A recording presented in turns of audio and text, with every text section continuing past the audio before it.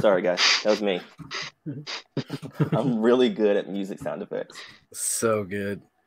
What is up, dudes? Quick explanation. No 24-hour comic challenge tonight.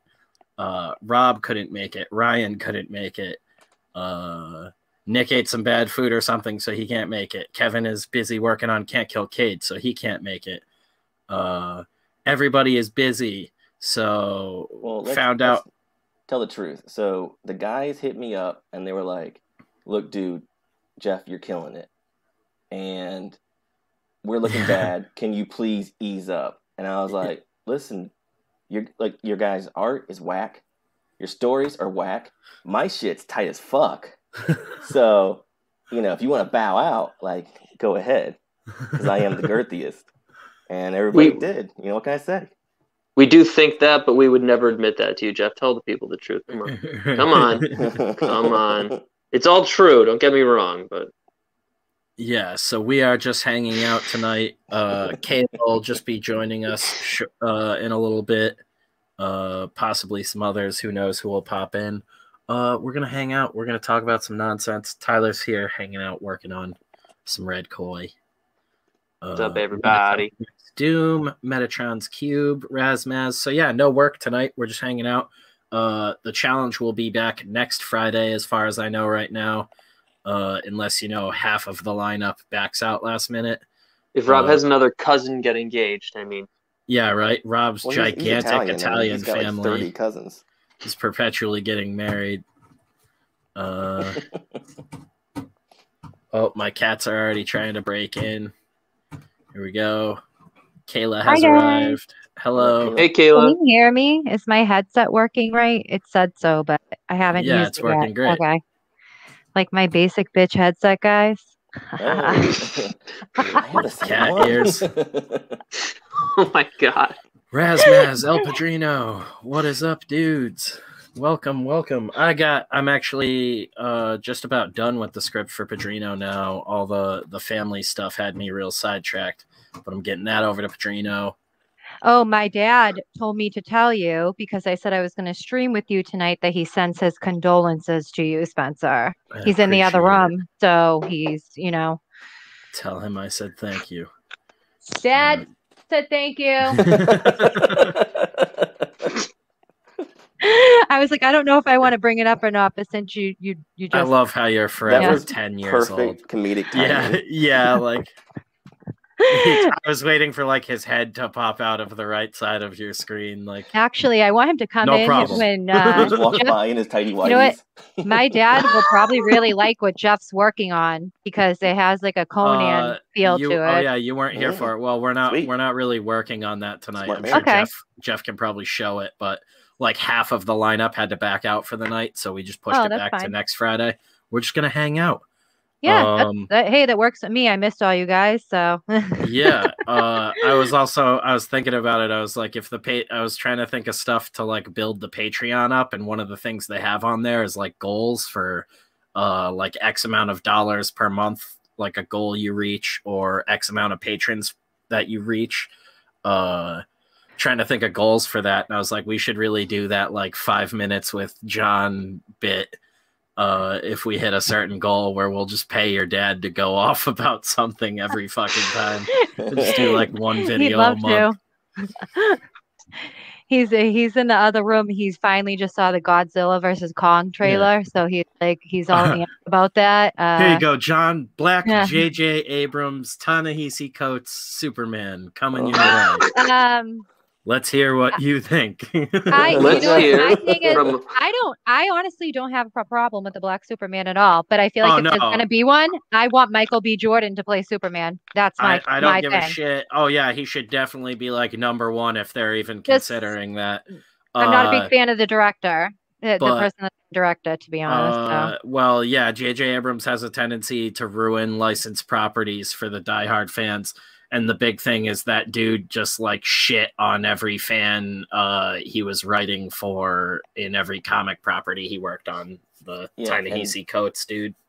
That's what I'm talking about. He's already He's already it's getting terrible. blowback for, I guess, some like 9/11 first responders comments he made years ago. But like, I'm not like rallying for cancel culture, but it's like when you're all about that shit yourself, you got to expect it to come back to you eventually.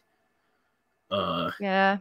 Yeah. I mean, That's going to be a mess all around, and we'll see if it even comes to fruition. But I think honestly, Michael B. Jordan, I don't see why any character couldn't be black, and vice versa. just Like picture why him you as the couldn't Earth make a 2 Superman. That's who I why you picture. couldn't Earth make a 2 black Superman. character white. The whole thing though is like there's gotta be like some sort of motivation for it, or that's gonna be from the onset. You don't just like throw shit into that randomly and I don't like it willy-nilly. because I want Henry Cavill to finally get Well, a I chance love. to, do Superman right, and he's been wanting to for literally a decade or more. Oh, He looks like Superman. it's never It's a good gonna point. happen. Like it's You like can't- it's like You cursed can't at this tell point. me. You can't tell me they couldn't find a good superhero for Michael B. Jordan to play. I mean, you know what I mean? Like Green Lantern or something. I would much rather see picture Michael him. B. Jordan show up Wrong as like dealer. Steel in the Cavill universe. Thank you It for could be saying Steel. that. Yes. It could be Steel. He could be Steel. I mean, I think he is one of the most talented actors in general. I love Michael B. literally Jordan. the guy I want for Voidwalker. And Really? I know I've said that before, but it was like that was essentially who we modeled him after. And then his father, kind of spoilery for the series, but was sort of like a Idris Elba with really long hair. Oh, I love him too. Oh my God, I see that now from when I was reading the book. Because I think I looked at his father a few times. Because it was really easy early on to like talk to Christian and be like, hey, here's like sort of the vibe I'm going for, and we're both movie fans, so I could be like, think of like this with a touch of this, and like this is how this guy carries himself and stuff like that. This is who he is at his core. And then we would visually build it up, but like having sort of like an actor as the baseline really helped get the ball rolling.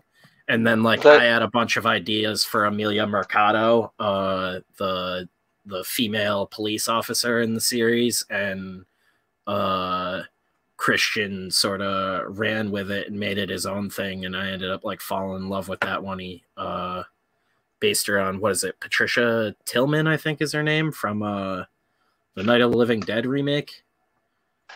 Really? Just like this cute redhead with like always had like a short pixie cut.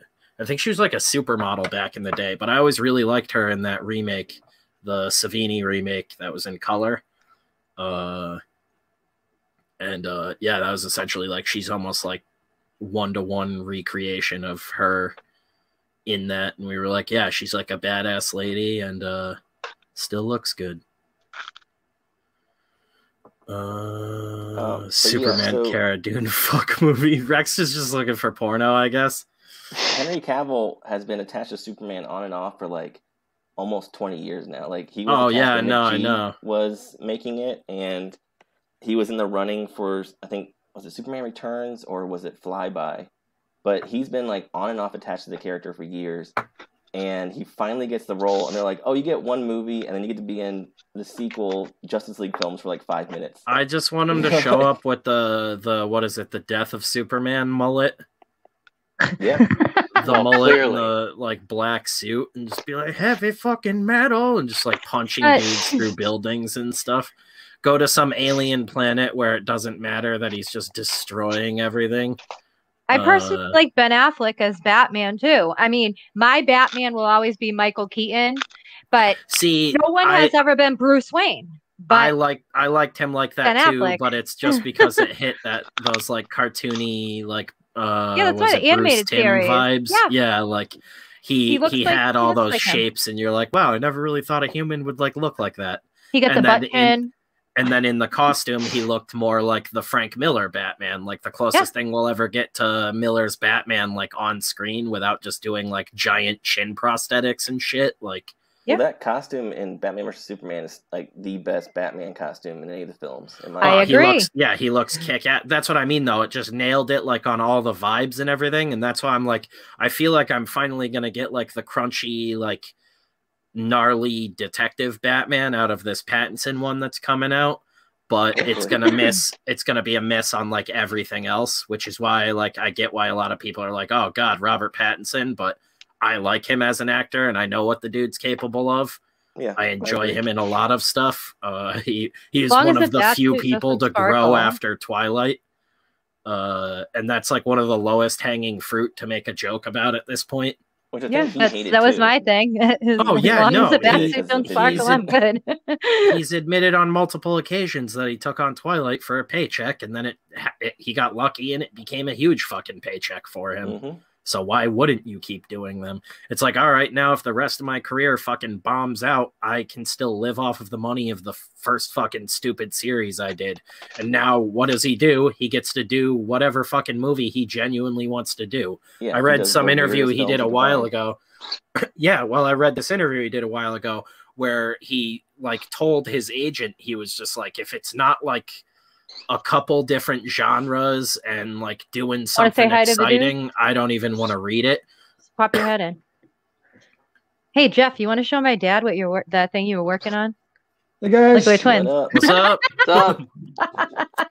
His face is a little swollen because he has an infection in his jaw right now. Yeah, Jeff's working on this book for a draw stream that you're gonna really like, Dad. Hold on, I'll take off the headset for a second. Give me a second. I gotta pull him up. You'll like it because it's very Conan. I forgot to. I brought the spaceships in here. I don't know what Tyler's working on tonight. Yeah, so I'm gonna do some kind of space thing with Spencer. okay. I get that. I don't know how well that comes through, but little skull spaceship. Yeah, he's doing 3D Wild. printing and everything now. All 3D printing, yeah. Yeah. You do some wild shit with that.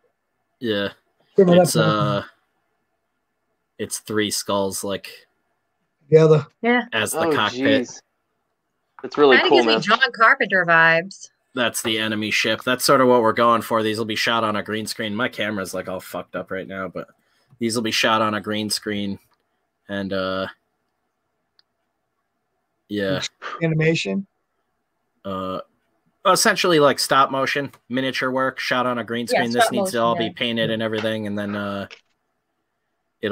technically you could do it with pretty much a picture, but we want some camera movement and everything, so it'll be all flying around through space looking stupid, real cheesy. And then I was talking to Mike earlier this week, and he might be letting us convert a spare bedroom in his house into an interior set.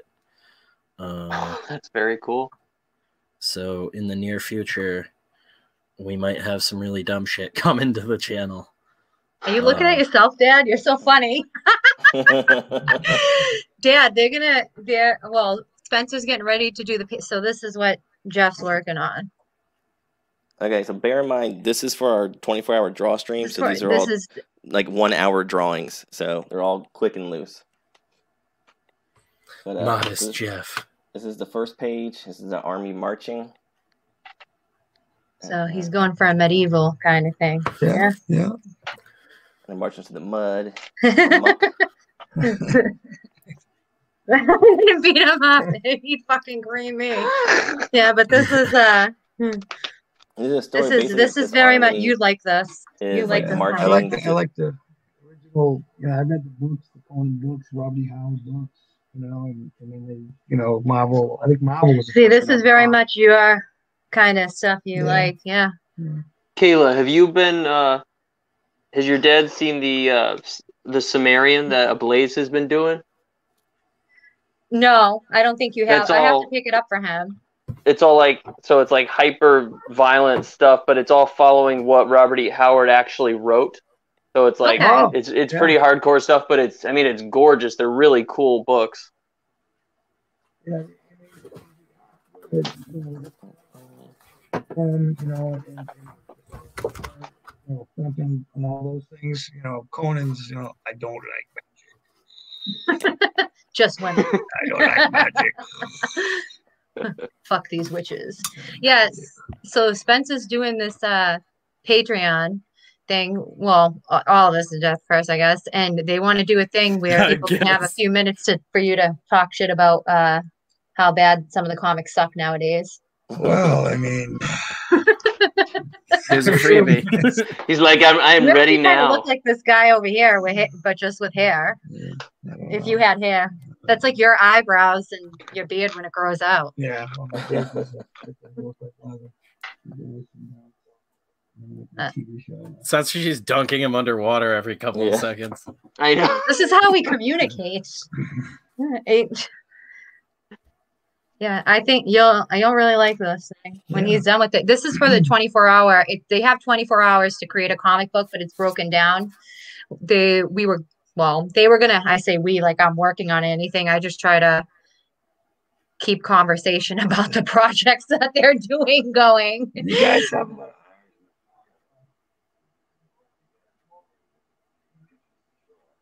She's drowning him Did again. you lose him? Kayla, let him up. Yeah, no, here he needs the headset. Hold on. It's okay. Hold on. Yeah, here. Sorry, you get to basic for a minute. Yeah, okay. No one can see you because this is the screen right here. Okay, well that's fine. Yeah, so what was I just saying? Oh. You were talking about, I was saying about the Patreon. Oh, yeah, and how the newer continuity of comics sucks. Well, there's too many universes, you know? There's too many universes. I'm sick of the universe. They're starting over with another universe. I did read this, though, We Live, and it's they're starting their own universe, which is fine. I just get sick of Marvel, you know, we're going to have this universe, but now we're going to make this universe. Now we have that universe. It's like, you know, I've had enough of the multiverse. I'm kind of sick of it, you know. Let's get some continuity out of it and just some, you know, why does everything have to be so PC with Marvel? They used to be cutting edge and they were kind of like, ooh, you know, they're talking about, you know, real life things and you know, stuff like that, you know, but now they're like, oh, we just want to march and toe so everybody's little, you know, daddy and mommy PC, you know, oh, little Johnny can't read something that's gonna, you know, be too violent. He'll have to. Yeah, Disney's gonna do like a PG rated Wolverine. There is no way you do a PG Wolverine. That just is impossible. It is. Oh, like I said, why? You know, I mean, I don't mean to, I'm not racist or anything, but I don't understand why whatchamacallit became black when he was. What Nick Fury? Yeah. Why did he become black? I don't understand that. He was another universe of why does he be black? Because that's one of the few things that worked out just because Sam Jackson's awesome. Well, okay, I'll give you Sam Jackson's good, but they could have got it, you know, the original Sergeant Rock and Fury with the Rage of Commandos, the original comic book it was all based on. Oh yeah, that would have been great. I mean, they needed to get a good actor for it. They could have used Kurt Russell. Kurt Russell were really good. Yeah, that's who I see. He would have been really good as Fury. Yeah, he would. He'd make a good Fury. Slick back his hair, you know. He gave him a patch. Snake Plissken with class. Look, I love it. With class. I'd rather see like a really like groovy like 60s style like Steranko Nick Fury though if they were gonna do Fury in the movies again. And I would rather that just be like a standalone throwback thing. Like you just give him his own like Bond spy villain. Well, I mean, they've always been really up against Hydra. I mean, ever since they got rid of the Red Skull, he was one with Captain America fighting Red Skull. He's defeated by a cat? What are you talking about? Well, that's Captain Marvel. He gets his eye clawed out, not because of some secret mission he was on, but because a kitty cat scratched his eye. Oh, okay. I am so blissfully ignorant of not watching key movies. I don't regret not seeing that movie now. I never seen it. I don't regret it not seeing it now. The whole thing is that a lot of the you know, DC and the big comic books they've lost their way. You know, they just, you know, before when they first had comics, when I first started reading them back in like 1967, when I was like 7 years old, 7 years old, everyone had an origin story. You had to have an origin. How did it happen? You know, Fantastic Four, they went up with an experimental spacecraft and they came down, they get irradiated, they came down, they crashed, and they all got messed up, you know, especially the Thing. Poor Ben Grimm. Handsome athlete, all of a sudden now he's a lumpy rock guy. freaks out, has all these problems and issues, has an underlying thing with, Fantastic because, he's so smart, but he can't fix his best friend, right? It carries through. Now, it happened when they went with the mutants. All of a sudden, they really didn't need an origin. They just said, oh, he born that way. You turn that way. You hit 13, hit puberty, boom, you had powers. No explanation, no, just. And even when they did the original Inhumans, they had to go to the Terrigen Mists to get weird. You know what I mean? To get something. So with comics losing having to have a decent origin story. I mean, some still do. The Punisher had a good origin story. Oh, now they're trying to cancel the Punisher, Dad. I forgot to tell you all about that. Christ. Over the protest that happened because people wore the Punisher logo, so now they're trying to get him out of. I get the vibe they kind of did. We won't be seeing any more Punisher comics probably for a while. Yeah. Actually, that's why I want to make Wolverine PG, because in comics in the Marvel universe, there's only a couple of guys that kill people that are supposedly good guys. It's Wolverine and Punisher. Yeah, that's one of those. That's one of those things, though, that we had to figure out early on in the Ransomverse and be like, where is the line for our heroes? Does everybody kill people? Do only some of them kill people? What are we trying to say here? Well, the whole thing is there's killing, and there's the weight of killing, and that's the one thing about Wolverine that I always liked, is because he always had, am I an animal? What am I? Am I man or beast? I can't control myself.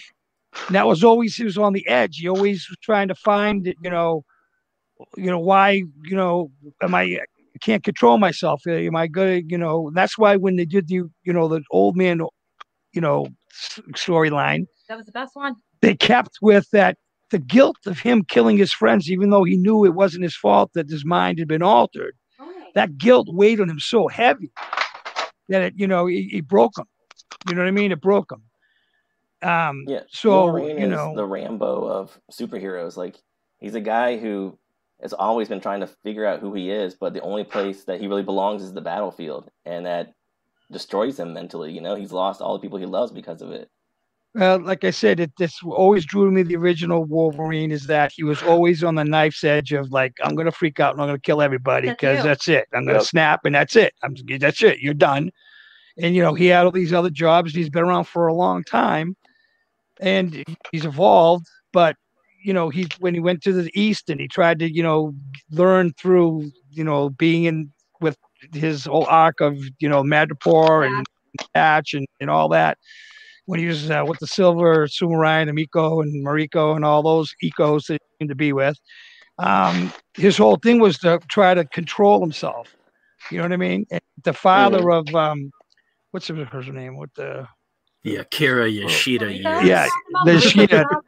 Right, but the father was the one that was actually trying, in his own way, to give him, make him a weapon of choice instead of a weapon that blindly would just fight, just snap. Yeah, some sort of discipline. Right. And he did. I mean, he used to cut them all up. And, think about, if you're this guy, Yoshida, you get to, fight this guy. You get to cut him as deep as you want. You can't kill him. It's got to be the most fun you could probably have if you're a gangster and the head of a thing. And you get a guy who can kill him multiple times. You know what I mean? It's I just lopped it, he's give him an hour. This crash test dummy gives us feedback. Beautiful.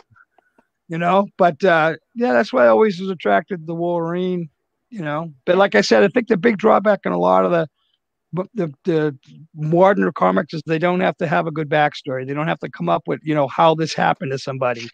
And that's important, really, to start, I have a good footing for to me, a good story, a good storyline is how it all began.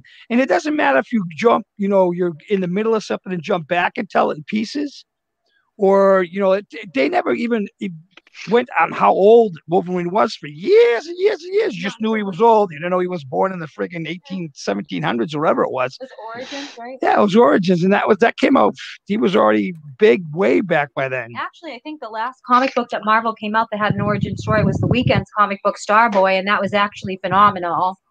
like I said, if you want to grab people, you need to have a good origin story. I mean, hey, what's the most famous origin story of any superhero besides Superman falling from Earth? It's Batman, right? Parents came out of the thing, they got shot, boom. That's what turned Batman into Batman, right? And all the other things that happened to him to train him into being what he was. But initially, he was just a detective. He was just someone who wanted to find out, killed his parents. So I think that just, they just got powers type of thing to hurt Marvel for a long time. And then this whole thing like, oh, let's just start over again and do a whole new universe because we can do it. It's kind of a pain in the ass instead of trying to come up with something new because they don't want to lose the established heroes that they have. So they just say, well, we want to do a different spin on them. So we'll just put them in a different universe and we can do what we want. Right. The DC did it with the 52 and so it's not like, Marvel's the only one doing it. They've all want to do a reboot. I mean, one of the best reboots I've seen is when they did the Green Lantern Rebirth. That was a really good series. That was a really good series. It was really good. And wasn't that AVS? Yeah, it was. Yeah, it was good. It was really good. Just killing it. I thought it was a good, the Green Lantern was always an interesting character. And they rebooted that and did that Rebirth series. I thought it came out really well for them. What did you think about the Court of Owls Batman? Oh, I'm not a real Batman. When I was a kid, my first superhero I liked was Batman. Okay, but that was more based on watching the TV show. And I kind of ran the register, so I didn't do the Court of Owls. I don't think I read that arc. Oh, I have it if you want to read it. Yeah, I didn't read that arc. I love Capullo's art, so it's definitely worth looking at just for his art. But I am like burnt out on Scott Snyder's Batman stories. But that was the first one, man, and I really liked it because I don't know, I'm the type of person where I have a hard time being sold on, especially with a character like Batman, being sold on a new villain, especially a villain who could like have as deep a, story in Gotham as the Court of Owls did. And he sold me on that, man. I really enjoyed the way that story played out. I'm so burnt out though on the villain is a perfect 1-to-1 match to the hero, like. It was basically like a clone story, like all the Wolverine movies suffer from that, and an evil Wolverine shows up. Like, that shit drives me nuts, and that's essentially like you strip everything away, and that's what Court of Owls is like, oh, what if Batman was Batman's villain? Yeah. Well, and I liked Court of Owls too. I didn't get that from it. But as Snyder's run went on, it's like, it was pretty much just making everything connected to Batman. Which, like, I don't like when every single thing going on in a universe, like in Gotham, is somehow connected to the Waynes or to Batman. Like, something's got to exist outside of that he has to contend with. Well, but that Snyder's story was sort of the Waynes were attached to these people, and they were originally a part of this group, and it's just like that worked with that story though, because it was like Gotham's sort of Illuminati is like the Court of Owls. Yeah. And there's like some cool bits in it and stuff. My dad's like, no more Batman talk. Yeah, right.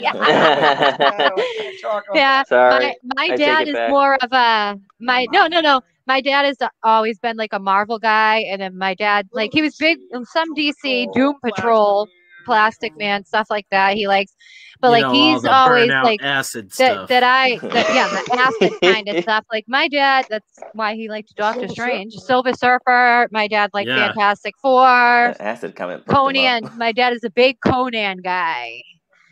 And you got to get him the Sumerian. Women in the Sumerian. You gotta get that. I think I may have seen it. Crom is, Crom doesn't give they advertise it as like hyper violent and uncensored, so they're really trying to be true to Robert E. Howard's stuff. I'll pick it up for you this week. Welcome. Reboots and multiverses are allowing people who have no business writing for comics or films to keep failing and trying again with little consequence. But believe it or not, the last origin story that I read from Marvel Comics was actually Starboy, which was written by the Weeknd, an R&B singer, and it was actually phenomenal. And my dad agreed that it was really good, Starboy. And my dad was like, wow, this is surprisingly really good. It was really good, and I highly suggest it. If you can find it, then you want to read it. It's actually a great origin story, and I don't know why he didn't do more with it, or he just got sidetracked making music, but it was phenomenal. So Rex, I think they're actually, wasn't it like year one Batman they're Guys, doing for that Nice to movie? see ya. oh, my Yeah, dad's it's saying great bye. seeing you. Beth says Take hi, it by easy. the way. Good to meet you. Have a good Beth one. says hi. Like, your dad's allowed back anytime, but he has to Yeah, wear that was headset awesome. every time. Yeah, right. This is the only headset I have as of now. So Yeah, I think the new Batman movie is supposed to be year one. I thought it was I've- supposed to be I also Long heard Halloween or rumors. something. I was gonna say I heard rumors of man. Long Halloween as well, and That'd potentially be rumors of a incredible. blend of two of them. Mhm. But I mean, it's like essentially like the log line pitch I had for a Batman story if I were gonna write one, which was essentially like make it like a Fincher movie and make Batman an actual detective again, and make one of the villains like a straight up serial killer. And like they even went as far as like, let's just rip off Seven for this. But it looks cool. I'm looking forward to it. But I was kind of like, I guess I don't need to write a Batman story now. I mean, I honestly think if like I really wanted Hush to be done into a live action movie because I really love Hush as a Batman story. That almost looks like who the Riddler is supposed to be, so it could Yeah. be a throw off that it's the Riddler the whole time. But I wanted Ben Affleck to be to be Bruce Wayne and Batman, that's and I not wanted Matt happening. Damon to be Tommy Hush. They already announced like Ben Affleck will most likely be him in the Snyder stuff if that continues after this Snyder cut. And Snyder said he's done. He's out. yeah, He's not we'll even getting a see. paycheck. And then I honestly think Jeffrey Dean Morgan would make a really good older Batman in some way, shape, or form. I rewatched. We don't need Justice more League. Batman. I rewatched Justice League, for the Snyder Cut preparation, just to compare them. And, like, I never noticed, because, when you're watching a movie in a theater, you're just kind of, like, seeing where it's going. You're not really paying attention to certain things. But, like, I noticed, you could tell when Ben Affleck was Joss Whedon Ben Affleck or when he was Snyder Ben Affleck because of the weight. You could see his, like, weight change. And I noticed this time around, See you how can tell the drunk delivery. he is? You can tell the delivery of every line when he's in Joss Whedon or when he's in Snyder's verse, because like whenever it's Joss Whedon, he just says the line. He doesn't put any emphasis on it or really try. He just goes, "Okay, Batman voice. Oh, what are we gonna do now?" Like he doesn't even try to put any like acting ability into it. He's like, "I just want to get this over with and go home." Fuck this movie. If they ever did a Long Halloween adaptation, I would want them to try and somehow capture Tim Sale's style. I don't know, just in like sets, like that. Those books were so good, and I love Tim Sale's stuff so much. So but what it's you're so gonna do it's is so take some unique. acid. I love When and in then Rome. go see the movie, and it'll look. Oh, like When Tim in Rome, Sale. yeah. When in Rome, Kayla, I just it's gorgeous, and like I don't know who I can really see playing Catwoman though. That's a thing for me. If like you want I a don't movie know, that looks Morena like Tim Baccarin, Sale art, perhaps? though, you're gonna have to take psychedelics. Like, What about your girl, Kayla? Actually, I could see her doing your Catwoman. girl? Yeah, what's her name? I can't believe I'm even drawing a name blank on her that name, and I talk about her all the time. Yeah, you're always drooling over. She's got that crazy name like Gisla or something. Isa Gonzalez. There we go. Isa Gisla. Gonzalez. Yeah, I actually could What? see her or Morena Baccarin playing Gisla Catwoman. Gonzalez. Isa. I love her. She's my girl. She's a real Gisla Gonzalez, if you know what I mean. To somebody out there, I'm sure. But I could see her playing Catwoman. I could see Morena Baccarin, who was on the Batman, like what was that Batman TV show? The one with the young Bruce Wayne. I'm trying to think of what it's called. Gotham. Gotham. Yeah. Oh. Gotham. Morena Baccarin. Never mind. That was on that. Spencer. You're like, what was the one with the young, different Batman? And I was like, Batman Beyond, Gotham. and got all excited. And then you're like, no, the other one. Oh, Gotham. The bad one. Oh. But I think Morena Baccarin could be a good Catwoman. The one that was written by the dude who owns TKO Comics. Oh, really? I didn't know that. Interesting. Z, right? I think that's Did his you name, read Z. Did you read Seven Deadly Sins, Jeff, by TKO? No, I haven't read any of That's their actually books. one of the few ones I own. That Blood- one's Is great. that? Yeah, Blood Meridian fan, you will love that. Yeah, I think thought it you'd was really the dig that, manga. Jeff. I'm like, oh, I read that manga. I will check it out. I have that Very one and cool. Fearsome Dr. Fang because They're you know sold out of a lot of their books now. I'm a I know. last sloop month for with the stuff. pulps. That's Nick loved crazy Fearsome because Dr. Fang. You know what I'm so excited about? Hang on, woman. They bought they had like an in-house like printing press. That's how they were doing all their stuff. So that's crazy that they're sold out. I'm pretty sure they have like everything in-house to just like make the books and ship them and everything. Like maybe they they did all kinds of stuff different. They had like you could get the first issue of every series for free on their website, and then choose if you wanted to get like a premiere box full of the single issues sent to you, or if you wanted to get the trade. Yeah, trade They were- paperback, European size single issues, or digitals. Yeah, they were definitely, they're trying to do something different. But I'm almost certain they bought like a press to have in house, and it was like a one-stop shop. Like they were Jeez. hiring artists and writers to do it, and then printing Yep. the books in house and shipping them all out. So it was like to think that they'd like sell out of stuff. Either they only print in runs, or maybe they didn't do that. They were just partnered with someone. They could no longer be partnered with them. But I know that dude made a shitload of money off of that, and then went and started TKO, and now he's doing that like animated Gremlins series for I think Netflix. What? Which I'm like, who the fuck needs an animated Gremlins series? But evidently Netflix. My wife was going through Jurassic Park. Mm-hmm. Yeah, they have a The Jurassic Camp Park one. Cretaceous thing? I don't know. I like the only Camp thing that- Cretaceous. I like the only thing that hasn't been a ridiculous announcement to me recently was, you know, I'm excited for that new Army of the Dead, even though it's probably going to be kind of a mess since they had to cut Delia out and all this other stuff. Oh yeah. What did you think of the trailer? I like the trailer. I didn't think it was bad, and I like that they do a cheeky little nod to Dawn of the Dead. Yeah. Like they show the little bus surrounded by zombies, and I was like, oh, that's cool. Hopefully that's not like a scene in the movie, because it's really redundant at this point. But I mean, it looks corny as shit, and like when you're talking about motivation for like a zombie story in general, that's almost the opposite end of the spectrum that we did, where we were like, you know, the genre's already oversaturated and kind of stupid. To really redo it, you got to do something fun with it and just go like all in with it. And we were like, you know, we don't focus on that. It's just this is the everyday world now, and this guy's getting used to it immediately and going about his business. Whereas this one is like, wouldn't it be crazy if we robbed a casino during the zombie apocalypse, which is like a idea you have smoking pot when you're 17, yeah, and hanging out with all your 17-year-old friends.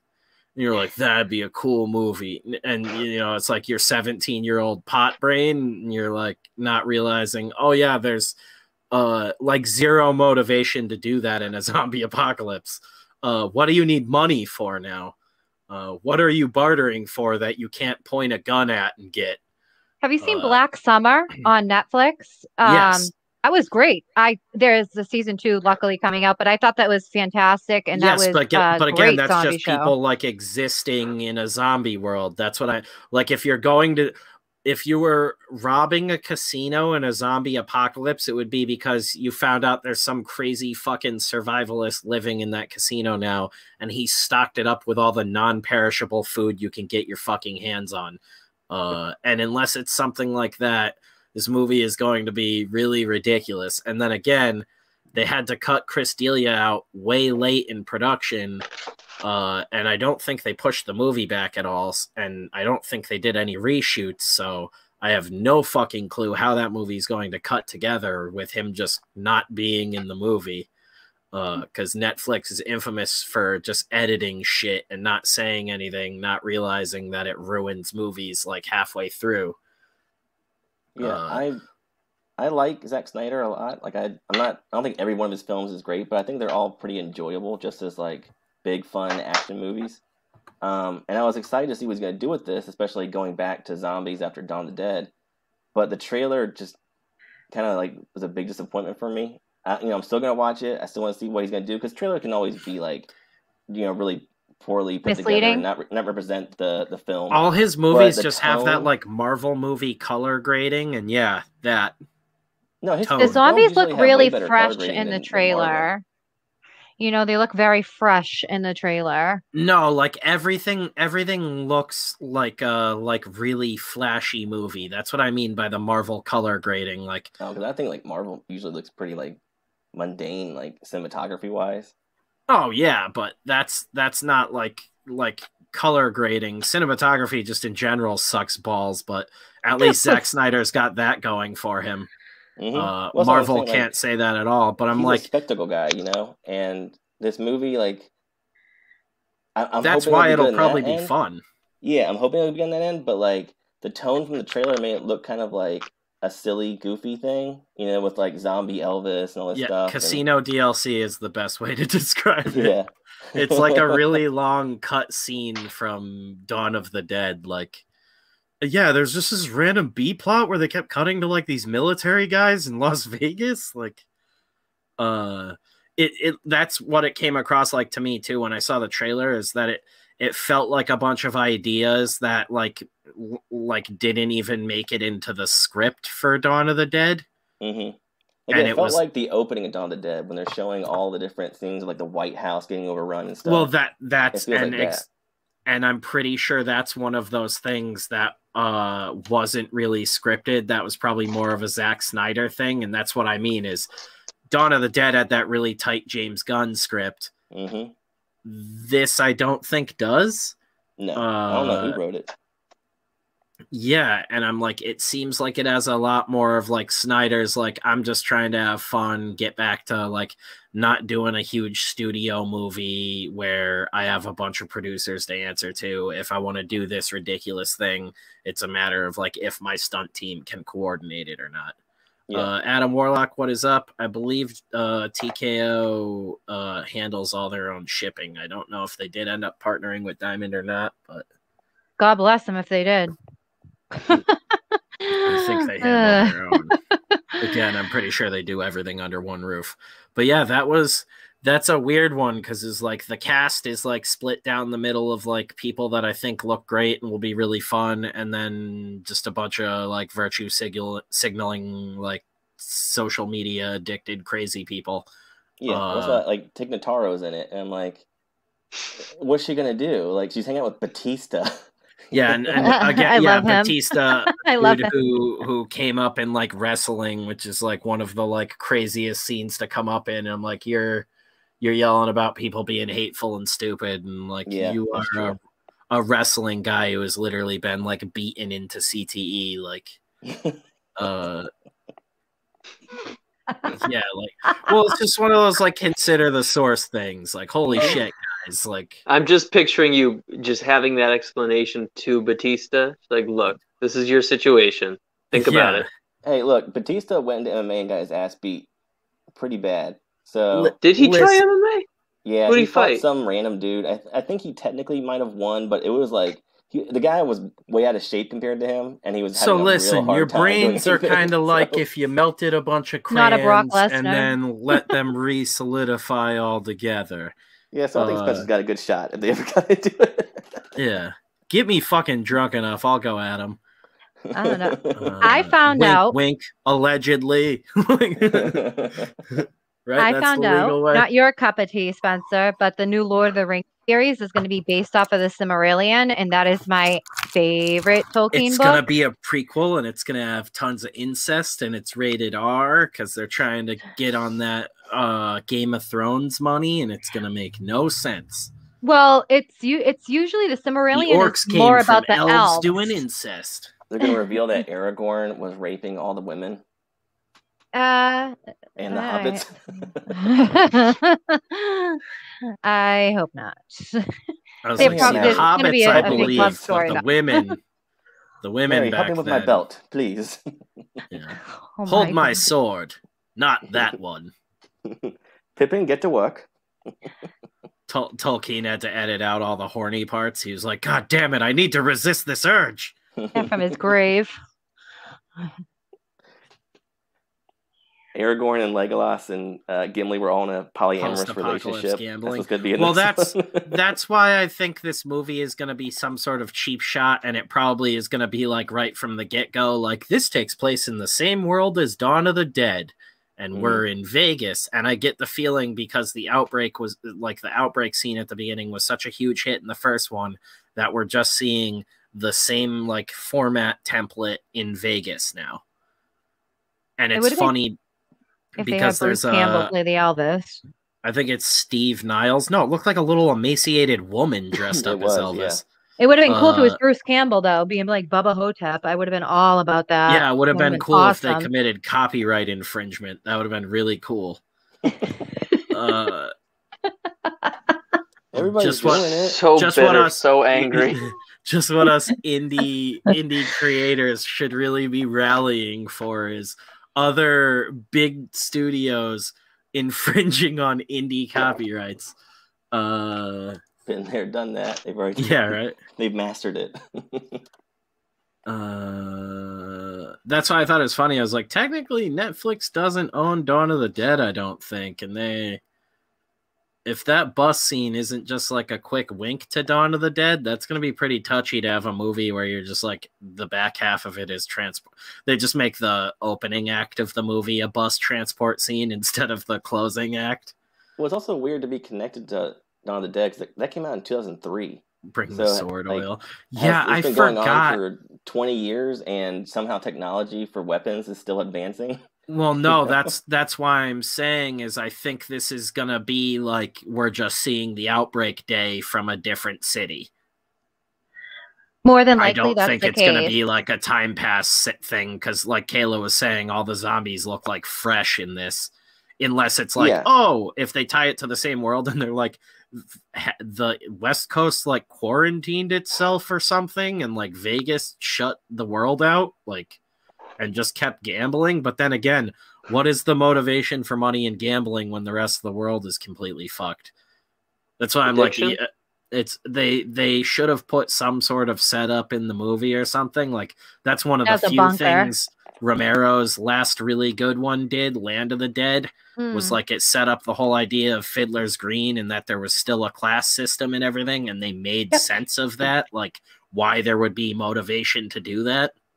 And that's what like everybody missed in that movie. What is up, Ara? What is up, Mal? Good to see you guys. Ara. Hey, Mal. Maybe that is the case, Spencer. Maybe there is an area like that, and you do have to pay your way in, or maybe they're working for those people, or it's probably something. Like I mean, we don't know. Where it's just some third-party company cutting the trailer, and they don't know what's important to throw into the movie. Sometimes they're only given key scenes, so they have no fucking clue what they're cutting together, anyways. Like, and the tone could be totally different. Like they even had like Suicide Squad lettering all over the place, and I was like, what the hell is this? There was that shit with like Batista. It looked up. I know he's like running across like tables or something, but it looked like they were like skipping while he's shooting that fucking machine gun. Yeah, and they're like running at the screen. Too, in the trailers, you see all the zombies, and they're like you said, like they're fresh zombies. But then later, you see that there's all these decaying, emaciated bodies everywhere. So it must be like a time jump. It could be like I was saying, maybe we get a credit scene where they do tie it and we get another outbreak like that, just that cheap shot where he knows people love it again because we get to see, like, oh my god, because that's a cool idea on its own. Just like, what if the zombie outbreak happens and it overruns Vegas? Like that's like New York City, any given time it's gonna be wild. But I think New York was already done in like fucking World War Z. Right, that was the city scene they do. Yeah, but they didn't really do it good in the movie. It wasn't the books like were a lot better. It's like a random block in New York. It doesn't even feel like New York. It wasn't like what do they call it in the book, the Battle of the Bronx or something. Yeah. Yes. And you're just like, what the fuck? Like you can't even tell. And like everybody distinctly looks not like people from New York. I remember it being tons of white people, and I was like, I'm not that guy, but like, have you been to New York? Like, yeah. like. white people are severely underrepresented if we're going to be talking about representation. Like, I think they were why in is there like Manhattan, 100 Brad Pitts? where no, they had they're it. supposed to be in the so- Bronx, like Jeff was saying. Like, and that's what I mean is like it looks like the financial district, and there's like families in like RVs driving through the city. I was like, what the fuck? It's like, how did they get in there? Like,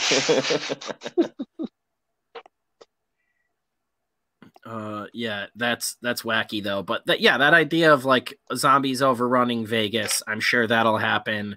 And then, like you're saying, there'll probably be some sort of time jump, probably where they'll have flashback. to establish like maybe it's just some rich guy who's running things who's like, hey, my diabetes medication is in a safety deposit box in here. Like, I don't know what the fuck it's going to be because they don't really say like they're going for money. They just pitched it as a heist movie. But I'm like, Look into it. what the fuck are you stealing from an abandoned casino during a zombie apocalypse that could possibly be more useful than, I don't know, the greatest hospital heist ever? Like, yeah, or more bullets or something. yeah, we robbed the fucking, what is that, like Finland seed farm Yeah. or seed bank? Okay, so that got flooded. Did you see that happen last year? Oh, fuck us, dude. We're doomed. I know. 2020 fucked up everything. I did not see that. That's some dark shit, man. Yeah, the ice melted around it and it like flooded and ruined a bunch of the seeds. It just started growing all sorts of plants that haven't existed for like fucking 100 years. Oh yeah, Okay, released some so- like primeval disease. Yeah. I have the article here. Comic book reader just Fucking put demon it out. root. So it says, Sorry, directed Kayla. by Snyder, blah, blah, blah. Army of the Dead follows a group of mercenaries who take the ultimate gamble by breaking into an abandoned Las Vegas casino after the city has been overrun by zombies and quarantined off from the rest of the world by a giant wall. Snyder has confirmed that the film will reveal how the zombie plague started and where it came from within its opening scene. So Before Vegas diving is into its isolated heist- in quarantine. Yeah. Before diving into its heist storyline. The movie's backstory will then continue to be explored in the upcoming prequel film and anime series. We really do a super Jesus deep Christ. dive on where this zombie plague came from. And then let's see. Well, the heist That- makes way more sense now then because it's like Yeah, a It says, real world. that it's an some of the isolated. plot- It's like record. Like it's So it's just like we can go in there and get some cool shit and then So Yeah. some of the out and plot be points, millionaires. most notably the U.S. government building a wall around Las Vegas to prevent the zombie pandemic from spreading beyond the city's borders. He later overhauled the film's story before pitching Army of the Dead to Netflix, blah, blah, blah. Among the change he made was to drop the most disturbing element from the original scripting, which involved male zombies raping still living women and giving rise to human zombie hybrid offspring. Even without that vile plot thread, Army of the Dead is still a hard R-rated dude, Zack action Snyder gore goes horror movie fucking that hard, includes dude. strong bloody violence and graphic nudity, in addition to more generalized zombie-related gore and mayhem.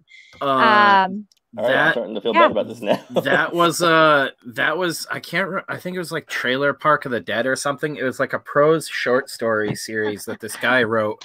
I cannot remember the guy's name now, but it was like when I was in high school, this guy wrote it online, and it was a zombie series where like zombies had broken out. It was basically like redneck Florida people dealing with it.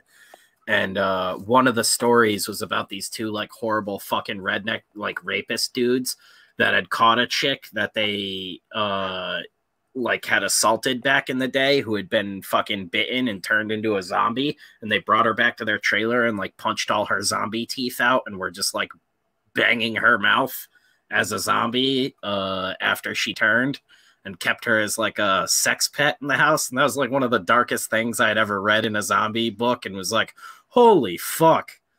And with that, I think I'm going to tap out for the rest of the night.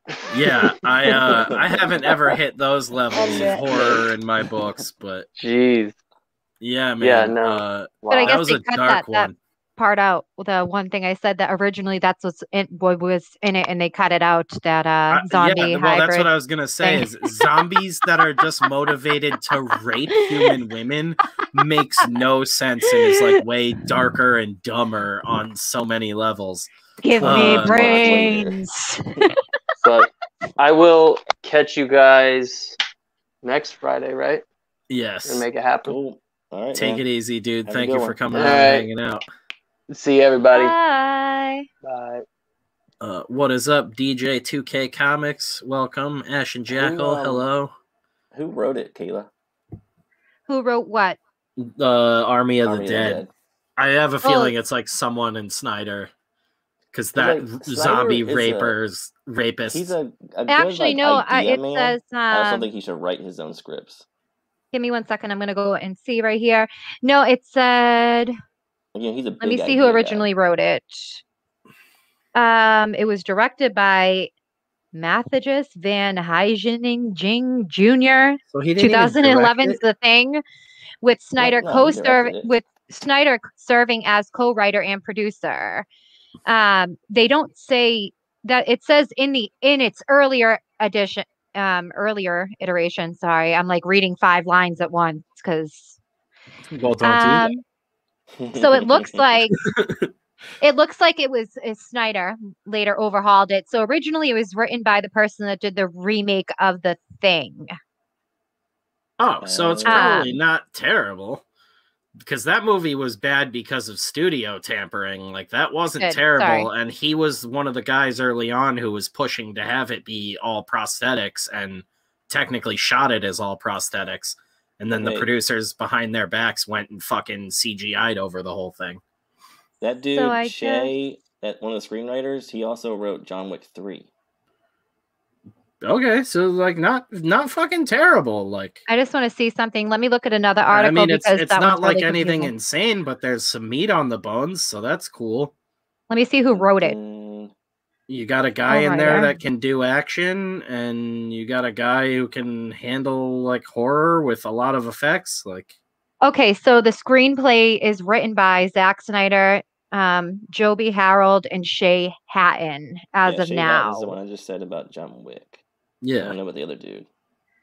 Well, didn't she say that was the director, and then Snyder was the producer and the other co-writer? Yeah, right. Yeah. Whoever this Huma Quershi girl is, she's really pretty. I don't even know if that's how you pronounce her name. Trying to remember other things. We're doing the Patreon first paid episode Sunday, some point in time during the day. If you want to get in on that, Kayla. On Sunday? Yeah, we'll probably record it Sunday, and I'm going to see if I can have it edited up by like Tuesday. Oh, damn. I need a fucking ring light. We'll figure that out. City of Rot shirts and beanies are coming down at the end of the month. We had another one get back today. The screens should be coming in early first week of March, so like next week sometime. Confederate Monster fan art contest is still going on. Don't want to forget that for Dave. You guys should definitely go check that out. And he just announced some sweet little Confederate Monster busts that are very limited, but him and Necronaut are doing together, and I'm going to be printing them for him. So check them out and grab one. What else? Obviously, City of Rot, Hammerella, and Wirehead are all still available and in demand. Go grab those if you haven't already. Can't Kill Cade and Voidwalker are all available over on alternaaccess.com, so you can get those as well. Just trying to, not wrapping it up or anything, just trying to remember other things I need to cover. A little like midway point coverage here. Midnight Mausoleum's going national. A friend and fan of the channel. We follow them as well. Gonna be cool to be able to check out more of their stuff, and I guess they're gonna be broadcasting across the country instead of just locally in their area. I don't know if it's with a different station or what. Who knows? But very cool of them. Excited for them. Excited to check it out. What else? Yeah, other nonsense. I don't know. I've been working on a lot of Patreon stuff behind the scenes to start bulking that up and everything. I still need to change the tiers on there, but if you back it for $1, it's $12 a year, and it unlocks the whole feed and everything, so you can get access to all the nonsense we're going to start putting up on there. Jeff and I did a really stupid RoboCop and Terminator crossover comic that is a bit from a while ago that I need to post on there soon. You're welcome. Yeah, I think we need to start doing more of those, just like comic strip bits that we'll throw up here and there, fucking around. Hell yeah. I'm working on something, Spencer, but when it's correct, I'll send it to you. But I do want to send you the plot and the synopsis that I have. I'm talking about stupid shit right now, Kayla, not serious stuff. But yes, Kayla's working on her own thing on the side. While we wrap up City of Rot, and then we'll be getting into Crimson and Alabaster and all of that, getting Kayla on her path with things. Once City of Rot is off fulfilling with you guys and getting into hands, we'll be launching a quick Voidwalker collected edition campaign. That's just a pre-order if anybody wants to get the trade paperback or the Alterna Giant. Those will both be available. But yeah. I have a cat crawling up my leg. Hold on. That's about it. Ow! That one will be just like a straight up pre-order though too, because the books are pretty much done. So it's like, Get this off gets my leg, funded, goes off to the printer, we're good to go. Kayla will get mauled by a cat and all that goodness. What else? Her camera comes back on. She's making out with the cat. Right. We got so sorry. the intro page for the Patreon comic stuff coming. It's going to be this sort of horror collection. Right now, I've just been calling it Carpenter County. It's just going to be a bunch of little horror short stories that all sort of exist in this one New England place. Kind of Stephen King vibes, but that's where I grew up, so fuck that guy. Hey, not to interrupt, but Rex Doom says, I sold 2 of the cards I made first time selling art. I nearly shat myself. Congratulations, Dude, that's Rex. awesome. Hell yeah. Yeah, the cats all want more airtime. I got mine fucking like headbutting the door like 5 feet away from me. Still working on the short film stuff. I'm doing a sculpture commission for Mitch right now. Whittling away on Hellseeker's stuff because I'm in no rush to get that out. I'd rather make it fucking absolutely kick-ass than rush it out at this point after everything it's been through. And 2020 being the year of Hellseekers, according to Ed Piskor, was just the most ominous and hilarious shit ever. I was glad I sent that in. Oh, yeah, but it's just fucking funny as hell that literally, like, right after that, it was like, the world caught AIDS. Like, yeah. I have to change my avatar because El Padrino made me a new avatar with his name on it because I was like, I did not draw this avatar. I want you to put your name in it someplace. So I have You could just put in your Twitter bio, like, avatar by fucking El Padrino. No, he took the same thing and then he added an earring and put his signature in the earring. It actually looks really good. And you can even tag him in that. Oh, no, it's for the stream. So it's a better version of what already is. So it's like a better version of this. Yeah. I'm gonna have it.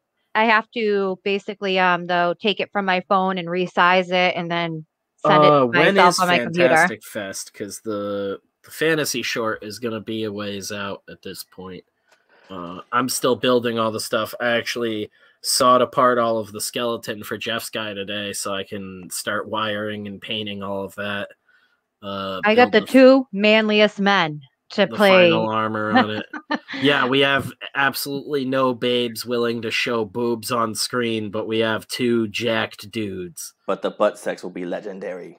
Yes. No, actually, I'm working on I'm working on the chick thing right now. Actually, I'm actually going to be training with Tyler next week, and he said he may know a few girls that may be willing. Hey, so, Kayla, I'm gonna crom.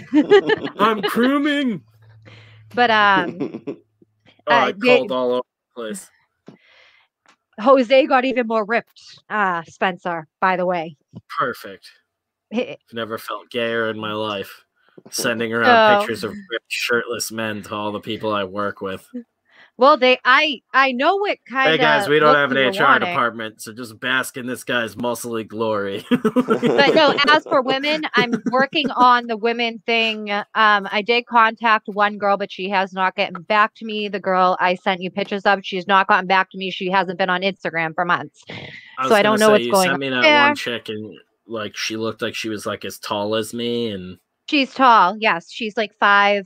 seemingly did no nude 5'10". modeling, and I was like, Well, that's gonna be a tough sell. well, she had like topless pictures taken, and they put like stolen Links in the over bio. her. Yes. But no, Pics I'm working on it actively. I'm working on it actively. I even told Ed, I'm like, I might have to create an OnlyFans to scout women. I'm like, he's like, I don't give a told shit as Beth long as about you're that. not I was on like, it. that shit's not. Yeah, I was like, that shit's not gonna fly. I'm gonna start my only feet and get that one going. Sell pictures of my feet. If I had an OnlyFans, it would be me drinking Fireball, eating anonymously and talking shit about comic books. So I feel like pay for people that? would probably pay for that. Yeah, like finding out like friends of ours anonymously sell like feet pics and shit online on OnlyFans was hilarious to me. Like I was like, good for them, like whatever, like people I know pay a for few that people shit, I with guess, them. but like holy shit. And also, once I got behind that wall, I wouldn't know what to do because I'm not there to be spending money on these people. Like, if I'm paying these people, it's a one-time transaction to literally be in a movie. It's well, like, that's my thing. Am I it's gonna have weird to when pay they're to coming talk to from these porno people? and I have to legitimately be like, oh no, we're doing art. Like, I also too. I'm going to put a thing up at my college. I have an art club meeting next week, and there are a lot of Quit people sucking that that hilt. do the Yeah, modeling stuff, and like they that might be wasn't interested for art for the sake of art. This is an actual film, wasn't a ploy to get around any sort of legal trouble. Like, Well, that's why I think if I contact the women, it will be okay. It would just help if we had some kind of form, because that's what I think makes women feel more secure, is if they have some kind of legal form. If that scale of makes 1 sense. to 10, how rockin' are your boobs? It's like it's a professional form, but it's the most unprofessional questions ever. Do you have what is known as awesome boobage? I would know from a mile away. Please list 10 synonyms for boobs.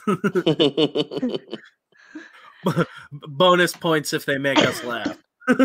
Are your gazungas gigantic? Well, I think for that role, they can't be Easy apply. big Indeed. for what Spencer necessarily wants. They have to be like they have to be a certain size. They have to have a certain space They in have between to the rest breasts. on Kayla's They head. have to. Certain bounce. She's blessed by boobs. We're making a really turbo lesbian. Kayla has to fantasy motorboat all the horror. boobs. I feel like people would probably think I'm a lesbian if they didn't know me. Yeah, But Kayla's it's okay. Kayla's like kneeling down, getting knighted with a sword. Except the sword is this lady's gigantic boobs. It's a mace with boobs at the end of it. Yeah, Everyone likes boobs. it's a mace, but it's a giant titty on the end. No, Rex, well, how healthy are your sweater cows?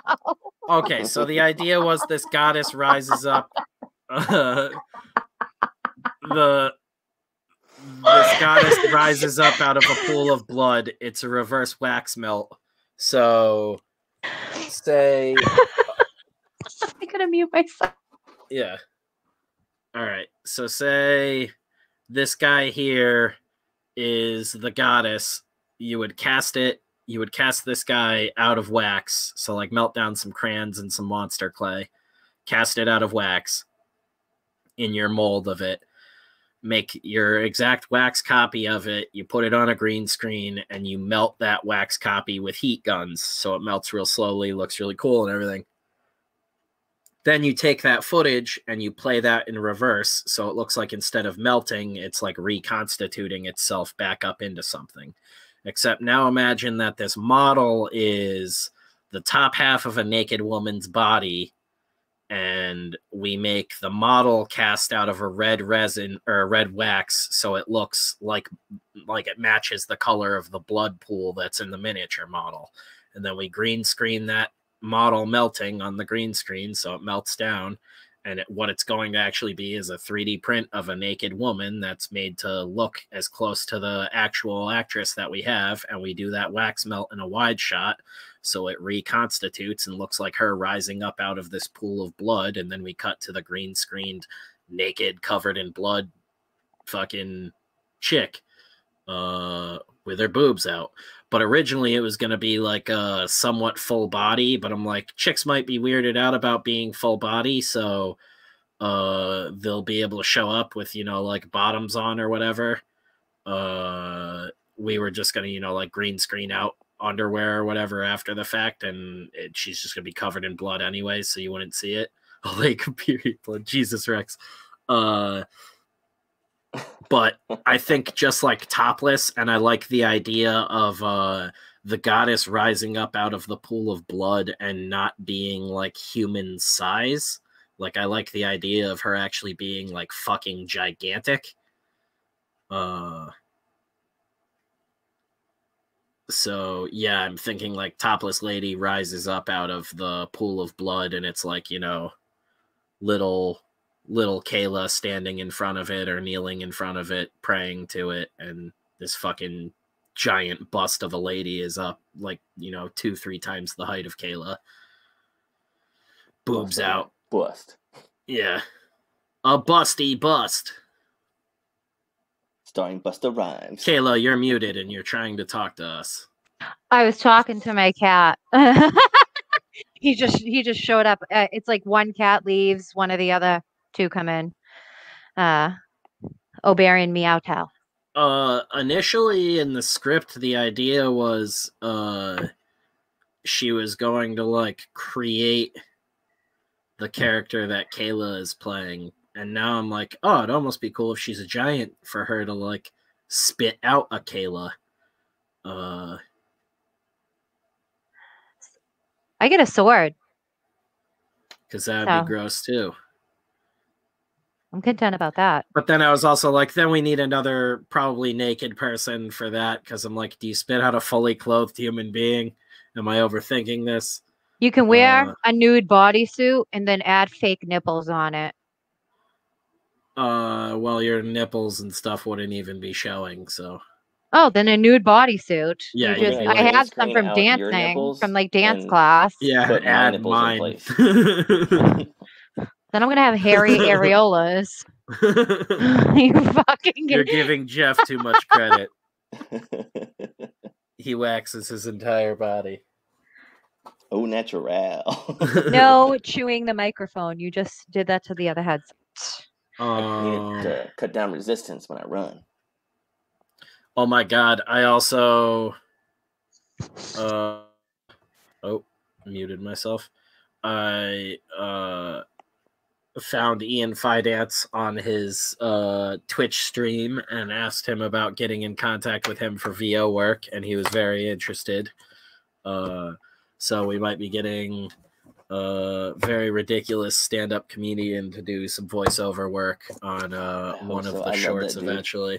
Oh, dude, yeah, I think he's fucking hilarious, and like I love watching his Twitch streams. Is actually talking about trying to get in on a game with him sometime. I was like, if I could stream with that dude, that'll be fucking ridiculous. He was just in Ryan Long's latest one about like SJW superheroes, and he plays Green Lantern.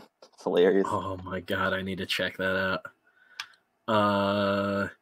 Yeah, but I want to get him in on something. That's not for the fantasy horror short, but who knows if I know. That'd be funny as fuck to have him voice like the fetus. But I'm like, I feel like you put him in anything and he immediately just, like, it makes it like a comedy. Like, yeah. There's no fucking way. Like, hey, man. Boom shakalaka. Oh my god, yeah, it's excellent. The way fucking Cumtown makes fun of that dude for just bombing, not being able to let a bit breathe at all.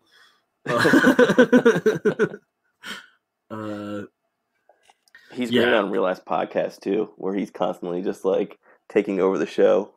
I think he was just on that today or yesterday. I was in his Twitch stream and someone was saying something about it, so I was like, I gotta check out that episode.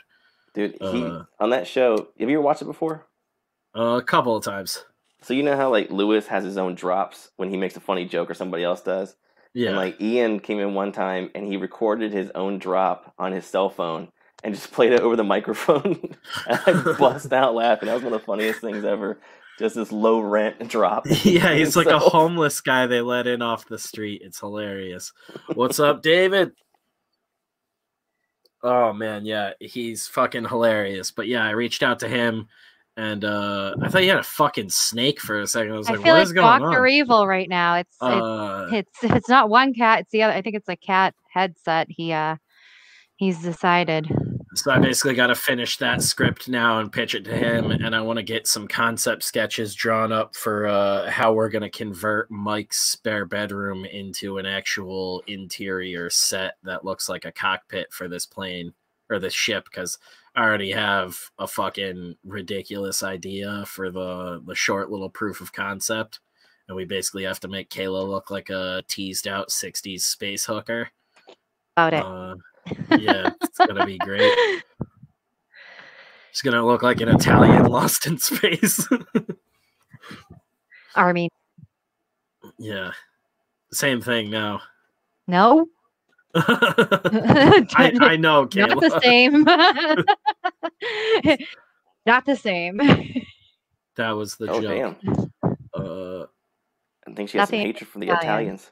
I have nothing against Italians, but I'm not Italian. She's coming for you, Rob.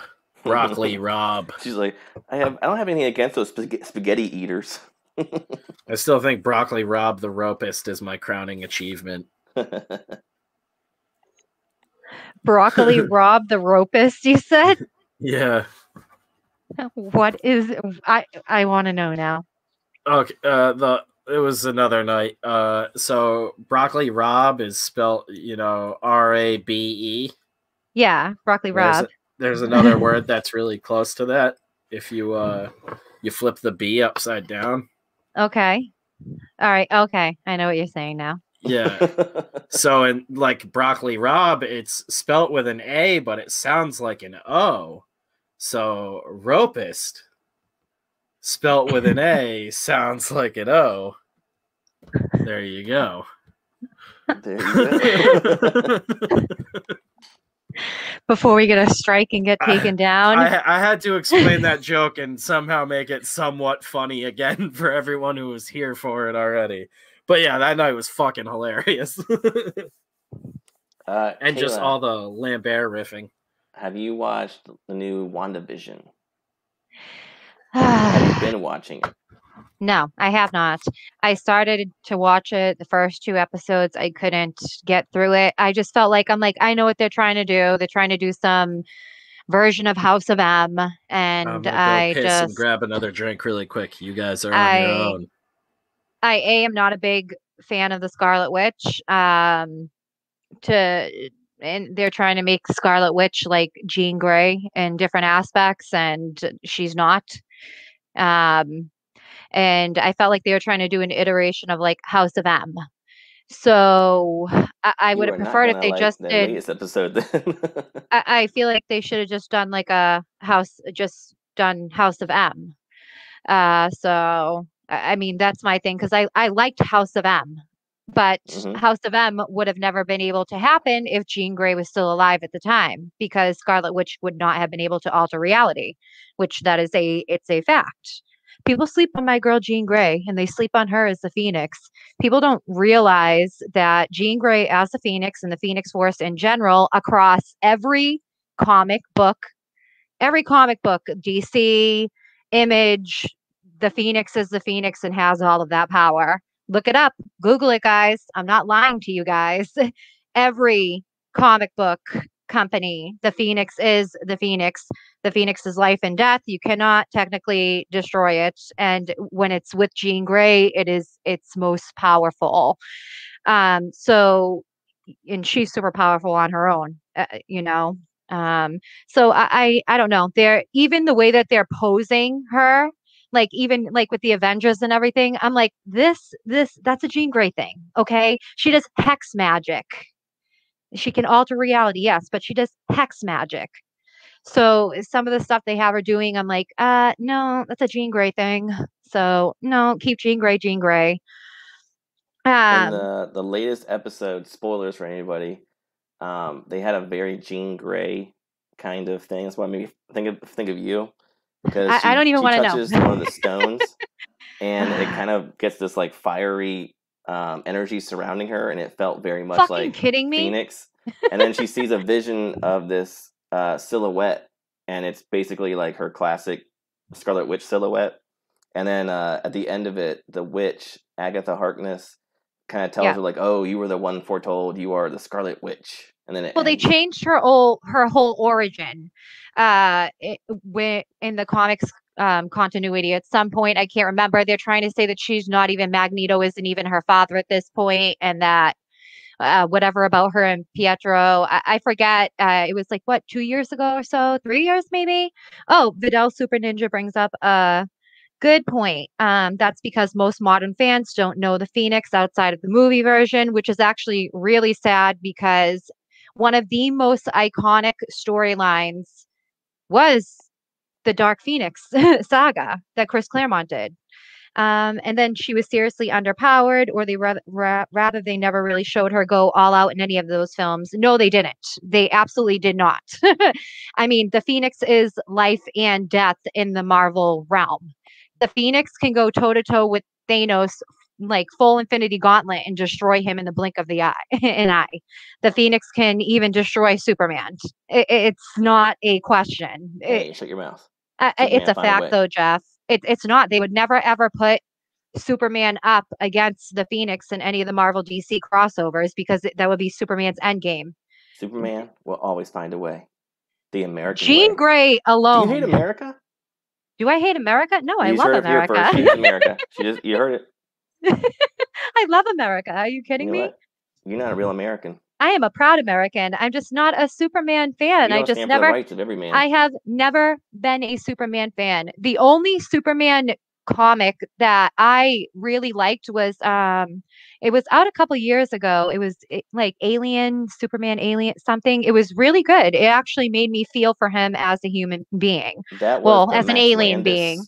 That was the Yeah, Max that was Landis that was comic. actually really good. I've read a bunch of Superman stuff. I just can't get into him. He's like just too poster boy for me. You know, I like more I was He's raised a in a Wolverine household, Jeff. I mean, I grew up he's a reading good Wolverine and freaking person Conan. in an extraordinary situation.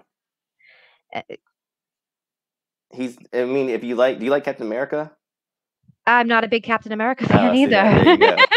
See, for me, like those two Well, guys are my two they're favorites of their they're respective counterparts. universes. I I love a aspirational superhero that you want to be like because they're good. They're not, preachy. They're not holding it over you. They're not like perfect. They're just good people, and I love that. Like, I'm not saying every character should be that way, of course, but I love like Superman for that reason, that he's just this good guy. it's for me though. I like a little more depth. I mean, that's why I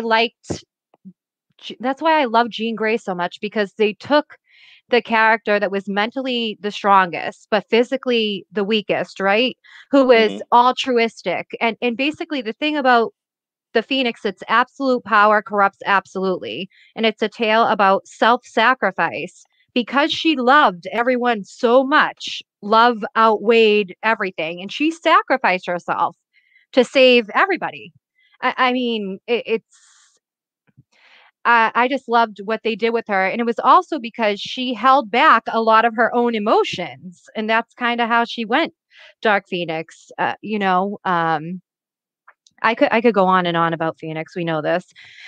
Superman, I could never, it was not something that I could personally relate to because I always have enjoyed the characters that have to work through certain issues and grow. Like when it comes to Dragon Ball, I love Vegeta because Vegeta has the most growth, I feel, as a character. I'm not a Goku fan. I don't like Goku. And I Goku's don't very care. Superman-esque as well. Let's see. Has there been a good Captain America story? I feel like he only had 2 good comic book runs. I'm not. For Captain America, I think it was White was my favorite Captain America run. To be honest, that one that was done by Jeff Loeb. I liked. Oh gosh, what was it? It was the one with John Cassidy, and was it Johnny River? I think that wrote it. That one was pretty good. The Ron Garney, Mark Waid stuff from back in the day is really good. I actually like that art that's in that stuff. That's I mean, I haven't read all the Brubaker stuff, but I've heard like that's a really great run overall. Yeah. I mean, like I said, I grew up in a Wolverine household. You heard my dad go on his rant about Wolverine, and it's, Does Wolverine still have the glowy claws? Oh God, good thing you didn't bring that up with my dad. My dad was so pissed. He was really pissed off when they did like the Emma Frost cross with Wolverine before The Emma Frost cross? What is that? they did a like a they were mixing up characters. I forget what it was called 2 years ago. Mhm. And we played a trick on my father and told my dad that Wolverine is no longer Wolverine. We totally like ruined Wolverine for my dad, me and my old boss Larry. And Larry let me take a comic book home before sale to give to my dad. When my dad got the comic book, he thought it had that in it, but it didn't. So he's like, fuck this shit. I'm not reading this shit. They ruined fucking Wolverine. He had diamond claws. Let me see if I can pull it up for you. Give me a second. Yeah, the glowy claws made no sense. I mean, the diamond claws are even. What was it doing for him? The diamond claws are even worse. My dad was not happy. My dad's like, "Why the fuck do they have to touch Wolverine, man?" You know, I'm alive. The bush didn't get me. I've been going back and rereading the Larry Hama, Mark Silvestri Wolverine. Oh, Mark Silvestri. That's great. Thing. Here's the Yakuza. He was called Diamond Patch. Diamond Patch? I fucking kid you not. It is the most ridiculous thing I have ever seen. Hey Jeff, in my life. You want to draw a quick Space Babe concept while we're here? A Space Babe concept? Yeah, if I sent you some pictures really quick. Infinity Warp. That's what it was. Infinity Warp. Basically, Kayla with this stupid hair.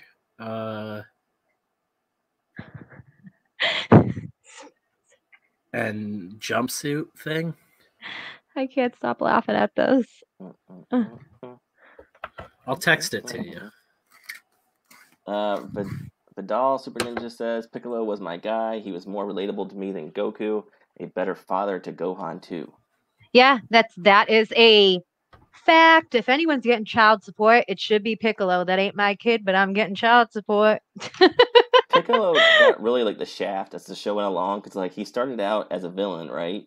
And he was like super powerful, and then his father once as well. Vegeta and them showed up, it was just like he went down further and further down the totem pole until he became just like Krillin and everybody else in the gang.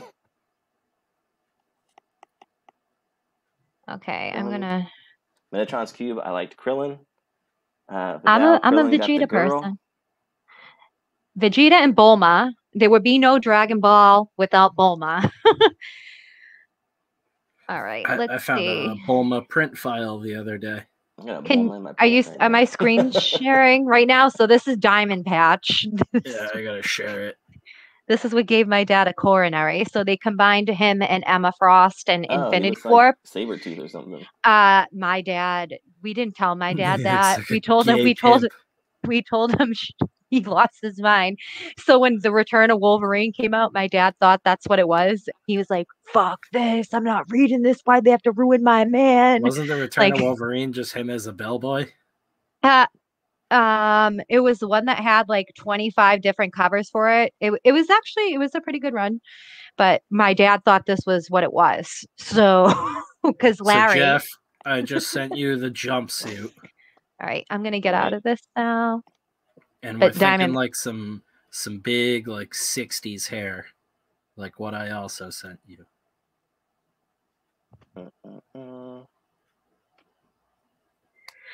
Hey, Jeff, what do you think about Superman versus Goku? Do you think you can compare the power levels of Dragon Ball with DC powers? I mean, personally, I would have Vegeta against Superman because Bulma probably would have some invention for him, and Vegeta would definitely kill Superman, whereas Goku would keep fighting and keep fighting. Not that bright. Superman would fuck up Vegeta because Vegeta would be showing himself to be bad guy, so Superman wouldn't hold back. Yeah, but then Bulma would get all the. Technically, any of those dudes could fly him away from the sun and whoop his ass. But could they do that? Could Goku instant transmission? I don't think so. Bulma is smart enough to develop the technology, though, and Bulma would probably be waiting with the Dragon Balls already there to wish them back with something. You guys are bringing up some weird old Dragon Ball Z memories, and I just got I'm like, no! But see, like, whenever you get into this stuff, it's always, like, on the precipice of, like, you know... Autism? I don't know. It's just like... My autism? Oh, well, they're going to do this to him. It's like, well, aren't they all good guys? So why would they do that? So we have to go on the idea of, if this is an all-out... you know, war. Yeah, Mortal Kombat, a tournament of champions. Like, Superman's not going to really kill anybody if he doesn't have to. But in the reality of he would tournament of champions, they're going to rip Lois Lane in half if he doesn't. He's going to blow up people's brains from the atmosphere. Like, has anybody done that before? We're going to straight up just rip this woman in half. This woman you love, if you don't fucking. What was fight. That? Well, in Justice, he accidentally. Well, he thinks he's fighting Doomsday, but he's actually killing Lois. And that's what sets him off. Yeah, it's like God of War style. Yeah. I actually, what was I trying to think? Did you see, what was that movie? It was like an evil version of Superman, essentially. It was actually really good. I'm trying to think. It was with the young boy there. Yeah, Brightburn. Brightburn was phenomenal. I didn't think it was that great. But I thought it was good because to me, I was like, Superman was inherently evil. This is. That kid's just a dick. Like, this is like, I guess that's like a cool idea on paper, and then you see it as a movie, and you're like, oh yeah, he'd just be a piece of shit. Like, this didn't need to get made. Like, of course he'd be a piece of shit. The Cube brings up a great point. Dragon Ball universe has a higher power level than Superman, which it's the Dragon Ball universe's levels are insane.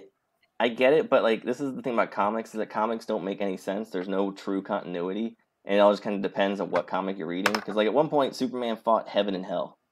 You know? Yes, he did. You know what what I run mean? was like, that? That was like the Grant Morrison run. Morrison, yeah. Okay. So like all this stuff, it was. Of course, it's just one of those things where I think you have to kind of like, I don't know. It's too difficult to really argue that stuff about comics. Because comics are such a mess. Besides, the Phoenix is still the Phoenix across every comic series. Saying, like, you know, you can look at comics and go, oh, well, in continuity, Black Panther beat Silver Surfer because in this one issue he managed to get Silver Surfer in a chicken wing. But when you think about it, it's like, that makes no fucking sense. Silver Surfer has power cosmic. You couldn't put him in any kind of hold that would, you know, like any kind of jujitsu hold and think that would actually work. That's the only thing that excited me about writing for like Marvel was like, how can I like mix up these dynamics and like change people's minds about things like that? Like, and if this is like an impossible task for this character, like how do we make it not? Like, that's interesting to me. That's what I thought. Like, the Punisher series should just be like the Punisher trying to kill everybody in the superhero universe, and just him mentally ill as fuck trying to figure out like the optimal way to take everyone out. Like, that could have been its own series all on its own, because that's sort of mentioned throughout that he always has like a plan A and B for pretty much everybody in the fucking universe. But it's like, how did he get there? Like, what are those plans? How did I get here? Yeah, that's like a whole. That's like a whole what if series just for the Punisher. The Punisher, yes, how I'd kill them. Blood is flowing you made pizza? on the ground. Thank you. Dude, it's the Punisher, If I Did It by O.J. Simpson. OJ just got to deal with Marvel Comics, and he's writing a whole Punisher series on if he killed Superman, or if he killed Spider-Man. I also you were saying like the Punisher like goes to OJ's house after he wrote the book, just hear a knock at the door, Yeah. So you did it, huh?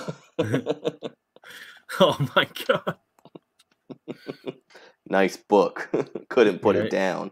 Real page turner. Goosh. Punches a hole in him. This one's for Nicole.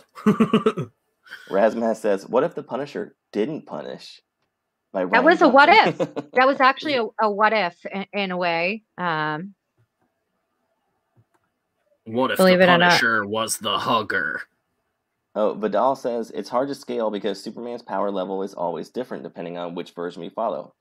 Exactly. The continuity is all screwed up. Dragon Ball characters are literally fighting gods and shit, but at least it's always consistent.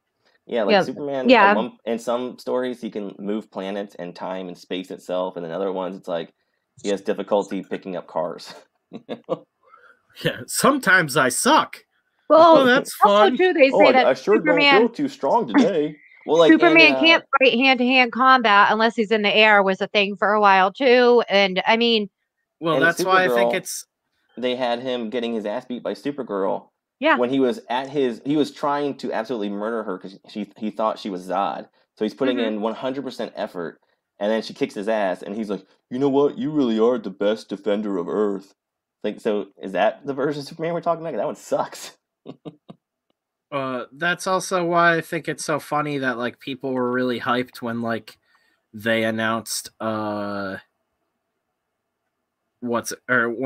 like the Justice League movies and stuff came out, and they're like Snyder always throws in those little bits that are like straight out of the comics and stuff like that. I think it was Man of Steel had the like withered Superman catching the rocket Yeah. shot. Like there's always a couple of those key moments and stuff that people get hyped for. I'm like, why do you even care? Like this shit is so all over the place. Like just be excited that there's just a fucking movie in general. Like I don't get the like the continuity's always been fucked. Dragon Ball is one of the few things where continuity isn't really fucked in it, but I think Akira Toriyama sort of knew what he was doing going into it. I think all that shit's just fun hypotheticals, but it's like at the end of the day, everybody's kind of wrong about it because it's all Well, yeah, that's what I'm saying. Like, it's impossible to really like debate it with comic book superheroes because everything has been there's been 1,000 writers writing a single with all the character nonsense crossovers. We could get a Superman versus Dragon Ball anytime now, and it's basically who wants to pay more money to the other guy for who wins. And none of it really makes sense. Like Lobo beats Wolverine in the Amalgam universe. Well, that's the stupidest shit ever. Wolverine beats Please. Lobo. It makes no sense. That's the whole thing, though. Is like once I found out, like all of that shit came down to just business transactions. Is like, oh yeah, it all makes sense now. Like that happened, so somebody else on the Marvel side could win a more important fight to the editors that were in charge at that point in time. And it's like DC was probably paying more money at the time to fucking do the deal. Like that's the whole thing, is like all of this shit is just fucking decided by the people spending the money at the end of the day, and 9 times out of 10 those people have their heads so far up their ass they don't know what they're doing. Yeah CW Superman, people are ranting and raving about that. That's why I can't take CW Superman seriously, but I'll give it the new series a chance since there has been good I want to give it a shot. I'll watch it. I just hated what they did with him on Supergirl. It's weird they got that dude from fucking 30 Rock to play him. The dude from 30 Rock? Yeah, I'm pretty sure he played, I think it's like Danny. He ends up, he's like a million years. He's the Canadian actor. He was in Teen Wolf. Yeah. On MTV. He's also in Road to Perdition. He was the kid from that movie. I thought it was the dude from 30 Rock, the Canadian guy. I mean, he might have been in that too. But I mean, back in the day when he was a kid, he was in Road to Perdition. But yeah, like, I don't know how it's going to be. I've heard good things, so I'll give it a shot. I was kind of hoping that they would Brandon Routh to come back after his, return to Superman on CW, which looked really cool. But, we'll see. Does Superman snap necks? Says Mal. Yeah. I just think Superman's mentally weak. That's what it is for me. I mean, in Hush, Poison Ivy was able to Kicker. fully control him It's to an not the dude aspect. from 30 Rock. It's just a dude who looks a lot like him. He was That's on Dude from Teen 40 Wolf. Rock. fucking no. I know you said the dude from Teen Wolf, but this dude straight up just looks like the other dude Michael from J. Fox. There is not a more perfect Superman, in my opinion. Yes, Christopher Reeves was great, but No, Henry the dude on Cavill 30 Rock is has been in other stuff. Superman. I think the character's name was like Danny, and he came in the later seasons. He's the street performer robot that they hire. See, I don't remember anything from that show, really. Evidently, the actor's name is Cheyenne Jackson. Cheyenne? Yeah. Adam Warlock says, Ralph makes the CW Superman look like a midget. Yeah. He's like, not a tower bad over him. looking dude, and I think this dude's actually bigger and older than the dude they cast for the CW Superman, which is why I thought it was him. Because this guy's like, I think actually like in his 40s. Yeah, Cheyenne Jackson. Let me pull up a picture of him. He was Danny on 30 Rock, and he ends up becoming. I hope you pull him up and it's a black dude. Cheyenne Jackson. That'd be hilarious. For the new J.J. Abrams.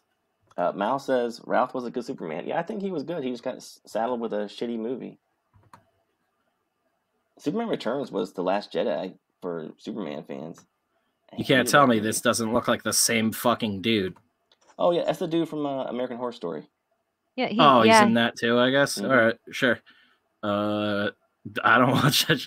I think he was in the last season of the. I just finished watching The Sinner season 3. I think he was in that too.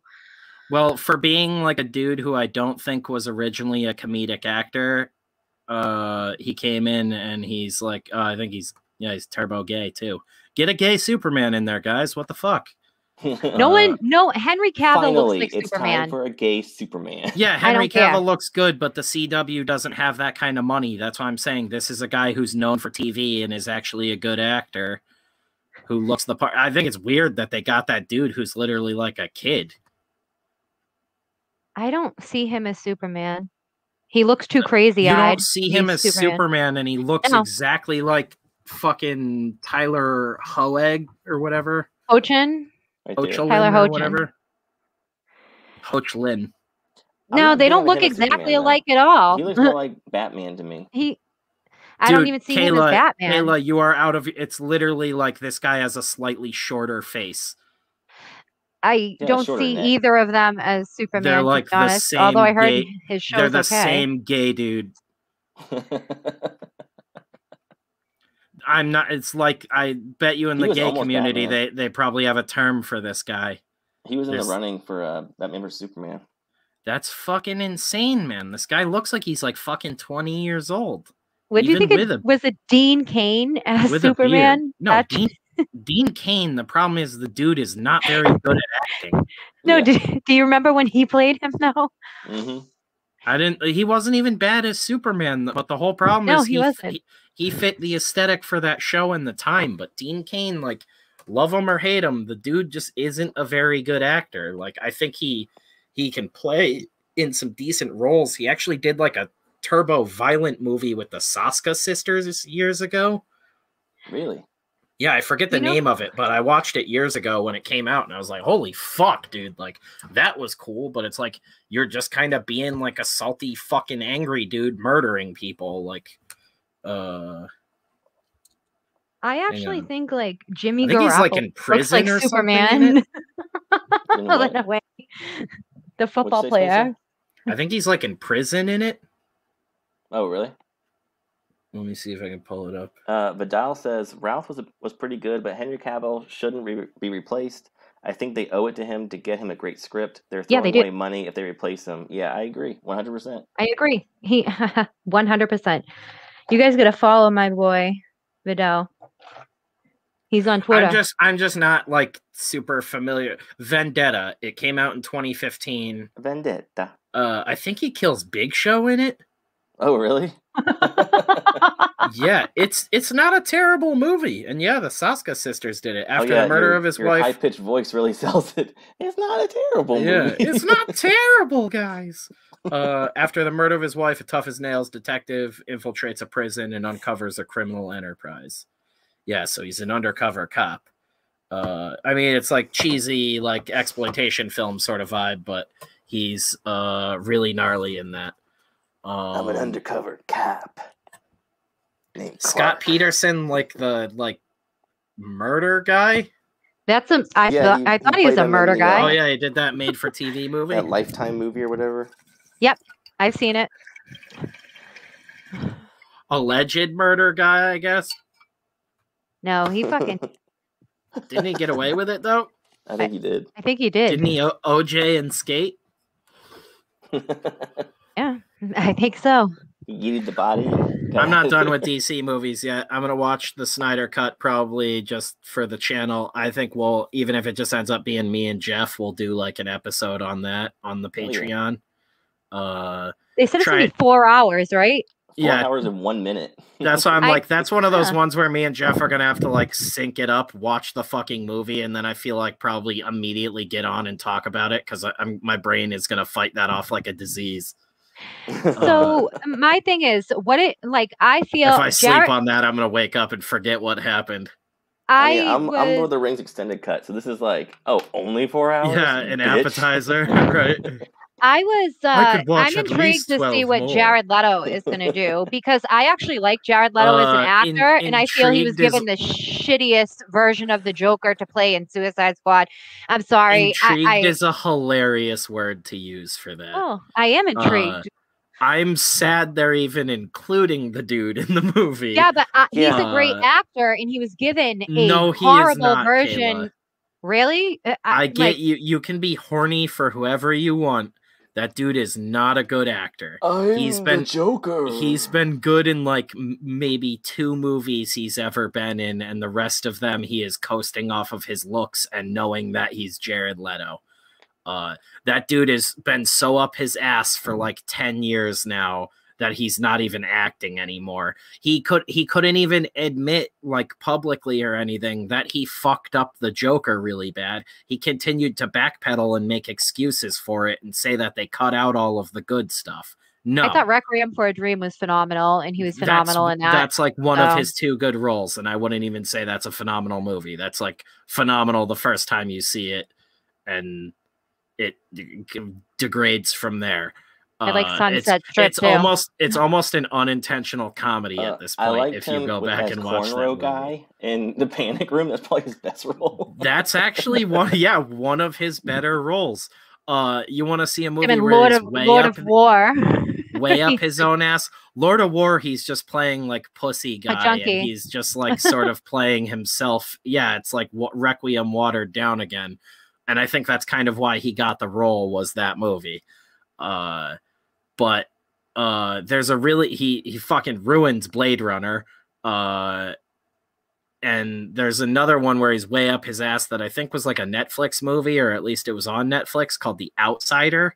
Where he's just like a Yakuza white, dude? he's a white Yakuza guy in Japan. Holy fuck, Kayla. Like, tell me he's a good actor after that movie. He learned the art I'm gonna of the watch sword. it just to see. Yeah, like you can't even read that movie and take it.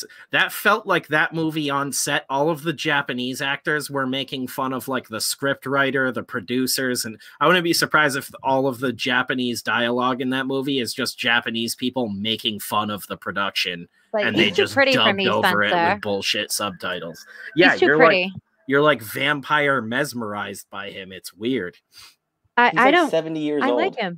He doesn't age. I can't think of a woman actor who's like that for me. That's like just like so hot. I'm just like, she can do no wrong. Like, no, I don't think that at all. He's way too pretty. There's so many like, I like Kit Harington from Game of Thrones. That's like there's so many good looking actresses where like they're still horrible actresses, and I'm like, God, I don't understand how Hollywood works. Like, that shit would not. That's why I'm like, I'm gonna have a real hard time if I ever get like a production budget to do something. Like, casting people is gonna be a nightmare for me. So I'm like, I'm very particular about things, and just because you're hot doesn't mean I'm gonna care to have you on screen unless that's literally the role. DJ 2K has it exactly right. He was great in American Psycho. Great death scene. Yes, because he played an annoying douche that you couldn't Yeah. wait to see die. Again, that's him playing himself, but in there it fits. It fits perfectly within the context. And that's one of those great characters too, because he comes in and you're like, oh, is Bateman really that bad? Like,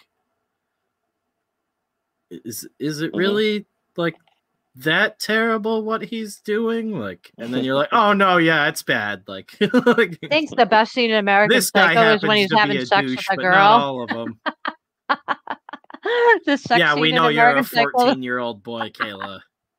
You don't need to explain it to us. My favorite's the one with the boobs and the muscles. Christian Bale fucking annihilated He was that role. great in that. He was amazing. He was Yeah. That was his best role ever, I think. Yeah, he probably killed people to get into that role. He's like, I need to know what it's like to strangle a hooker. It's not going to be authentic. Yeah. What? Because he's method, Kayla. He went all Jeez. Green River Killer and shit. Next thing you know, he got 49 bodies hidden someplace. I didn't drown her. The gloves did it. The glove doesn't fit. What are you talking I about? wonder if Christian Bale There's ruined Jared our- Leto because he knew that like he saw how good of an actor Bale was and how he was method. So he's like, oh, I'm gonna do that too. I'm gonna send people dead rats. There's our shitty Giallo flick, Jeff. You Christian think the Bale? whole you think the whole time it's just a guy with leather gloves and a stiletto out killing hookers and whatnot, stabbing women to death, and then at the end you find out, nope, he's a helpless victim himself, and it's sentient leather gloves. In the third act, when they snap his wrists and rip his hands off. It was the Sounds like- isotoners. So idle gloves. It's like That- idle hands, but Jeff. idle gloves. Oh my god. Just isotoners. The movie. Dun dun dun. Leather gloves are the best to hit someone in the face with. Just saying. Like to challenge them for a duel. Holy shit. Yeah. Put a roll of quarters in your hands and punch the them glove with a leather don't glove. fit, you must submit. OJ was just trying not to get himself killed by his own gloves. He's like, no, the gloves just don't fit. And the gloves are like, yes, that's right. Dude, we there don't." it is. It's OJ's demonic gloves. Holy shit. Oh my god, make it a comic. wrote a Make it a movie. comic. We just wrote a movie, boys. Yeah, right? Hey, if Kevin Smith can get high on his streams and make a movie, we can do it too. You said Kevin. Oh my. How hard will that get me sued? By the family of that actress. Oh, And the Browns? Yeah, Nicole Brown, that's it. Chris Jenner and- will come after you. It was her best friend. But we'll get Kato Kaelin to star in the movie though. Oh, who was the poor gay dude there that was just like friends with her? That was Kato Kaelin. But he's not gay. I thought he was gay. He just No. looks like it. I thought it was like her gay because I thought that was like the double tragedy because like Oh no, you mean like the OJ guy got like killed?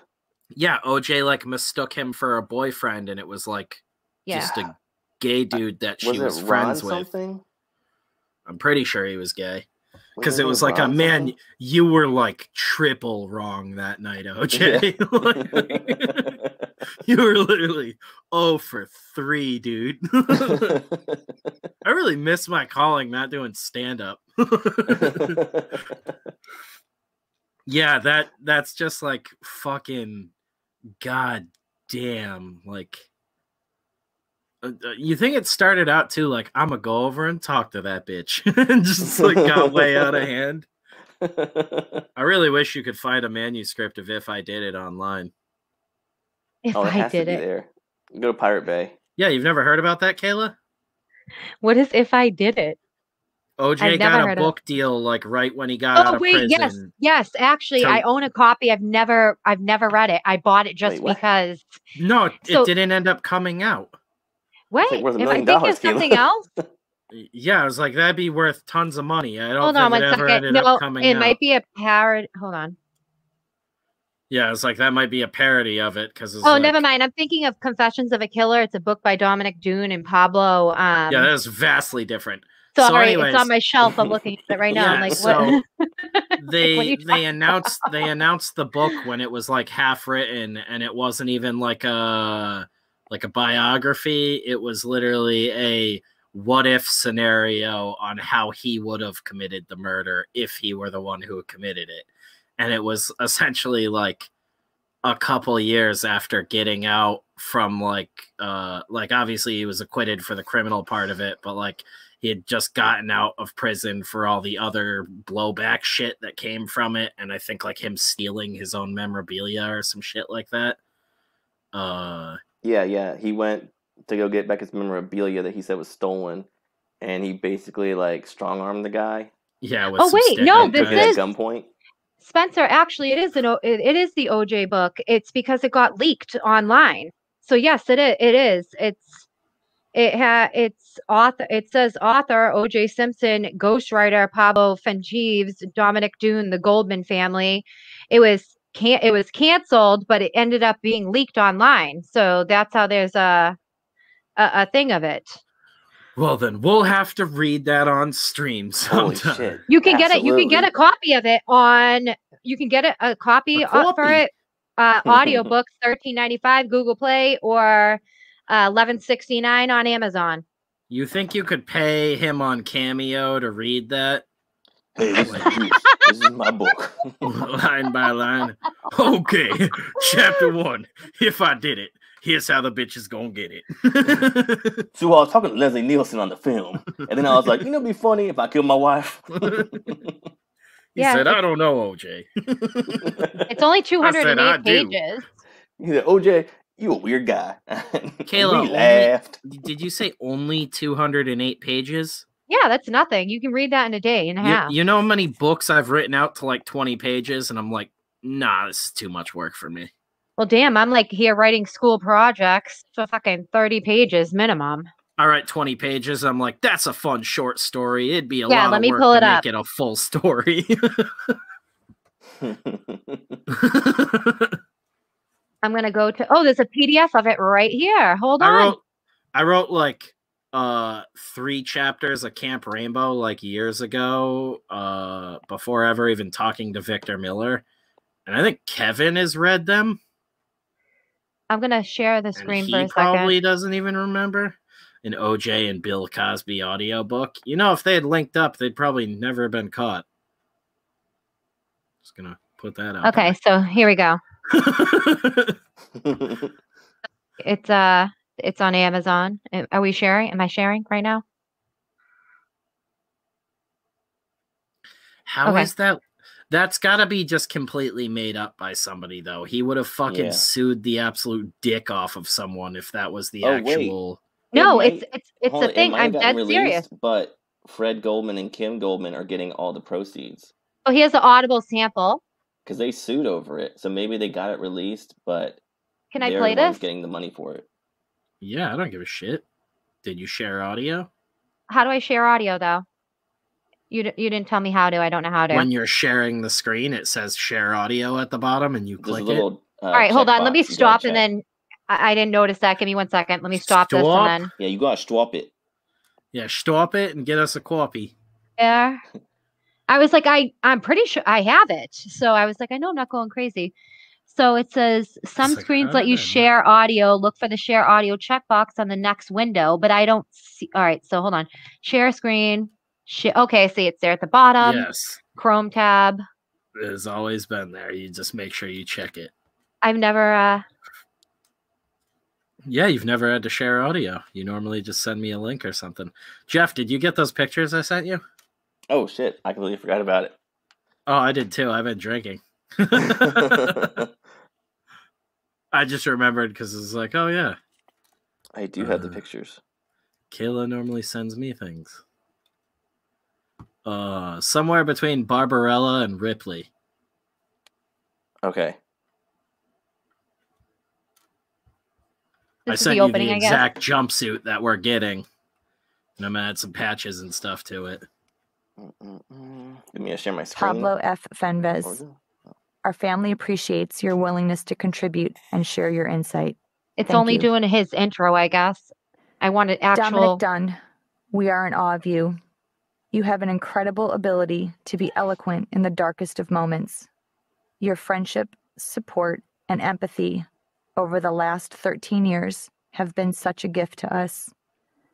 Thank you for taking the time to contribute your heartfelt words.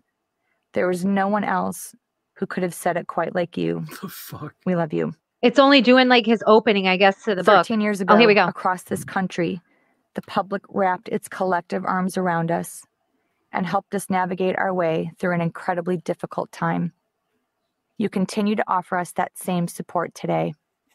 Your warmth and constant encouragement have been overwhelming and touch us deeply. To the countless number of families impacted by crime, your pain is all too real to us. We take this journey with you, embarking upon a never-ending search for peace, calm, and justice. We continue to give each other strength Reading and the hope. fucking introduction. You inspire us to keep going. Thank you for your courage and steadfast determination. Fuck this. I don't want to hear no fucking introduction. I wanted to, but let me go down here. Let's see what the hell it says. What? Not OJ's voice, 0 stars. Me, that's how I feel. Hey, everybody, it's the Juice. We'll read you a book tonight. But this is That's the whole not how intro football here. used I'm to be trying to get played. past this introduction. I hope it like. It's like let's that's see. like every video he posts He on did it. Twitter now. Like, that's not how football used to be played. That's all I'm gonna say. What happened to the knives? Where are the knives? Yeah. I wanna People used to be see- murdering their wives. You can print this book for fucking free, guys. Just so you guys know. Kayla, I don't even want to waste paper on that. It says that just- the family was awarded the rights to the book by a judge. But let me Excellent. get out of here. Literally, we lost like our entire viewership on that OJ video. Well, I wonder if shit somebody just happened. went live. Actually, a bunch of people are going live right now. I'm hungry anyway, so if you want to cut it out now, we can. I feel bad I missed Dan's stream last night too. We can wrap it up. I wanted to whore you into drawing that quick babe, but we totally spaced out. Oh, and yes, I did send Jeff because Jeff is into fantasy, so I wanted to get like just his opinion. And I wanted to, Excelsior. because you were saying something about something when that was thing. So I sent Jeff over like a little thing about what I was working on, and I explained when it's properly formatted, I'm going to send it to you, Spencer, but I only want it. I have to learn through Crimson and Alabaster first, and then I'll feel confident enough to send it to you. But I have a great story premises, and Jeff likes fantasy. I'll beat you otherwise. Know that, but like Jeff, what did you know? I got positive feedback, so. But I'm not ready That was to. a very cool concept. I'm excited to see how you develop it. See, it's actually pretty good, Spencer. I think I just have to work some things out. And Jeff loves fantasy, and he understands fantasy, so that's why I shared it with him, just to see, like, because he's a fantasy person like I am too. You know, he loves Lord of the Rings and stuff. So I figured he would give me some positive feedback, and he gave me a lot to think about and to reconsider. So I'm like, okay, I understand there's a hole here. I need to fix this. But I I was am like, we have enough women writers. Can you please give this somebody else, a male writer, to take over? Yeah. But I do want to share the synopsis writers. with you, Spencer. I was going to send you the synopsis and the plot of it. Yeah, I told you earlier, but you were too busy. I gotta wrap up a couple more scripts, and then I can like split my brain up into more things again. Oh yeah, no. I don't plan on doing this until after Crimson and Alabaster. My full focus is going to go there. I'm excited to learn everything from you. It's just something I've been trying to work on. In like I'm fucking Mr. Miyagi or something. You're my Mr. Miyagi. What are you talking about? Whoa, you're my Mr. Miyagi, Spencer. Okay. Jeff, if you want to draw that tonight, it's gonna be going out with all the stuff that's going to Finance and his agent. Okay. It helps with the whole package of things. I gotta shoot some photos of the models and stuff like that soon. and type a bunch of shit up for that. And we need to come up with a name for a annoying gay spaceship. Can we do some kind of take on Alien for it? Like on Nostromo? No homo. I like that. Well, it's the USS Sulaco. The SS no homo, but it's like Sulaco, turbo gay. Like maybe we can do some kind or something. Yeah, this short is a comedy, and the sentient spaceship is wicked gay, so it's gonna be offensive. You can probably do a take on Sulaco. Sakako. Sakako. That's really good. I think that's it is subtle, and it's like a take on the USS Sulaco. It's Armenian for sucking cock. Sakako. It sounds beautiful. Yeah, it does. I came up with a good idea. It's a take on the USS Sulaco, the spaceship that Alien takes place on. That explains it. The juice is loose. Oh, you see? That's where our fan base went. I'm like one of his number one targets. I'm a fucking white woman, so fuck, it's coming for me out of everyone on this stream. You guys are safe. It wasn't about me fucking my dog. No, I'm just kidding. It was about the juice getting loose. The Sakako. That dog fucker over here. No, my pooch, boy. Spencer, consider it Sakako. There The can USS be only Sakako. one in Sakako. I mean, I got a blade too.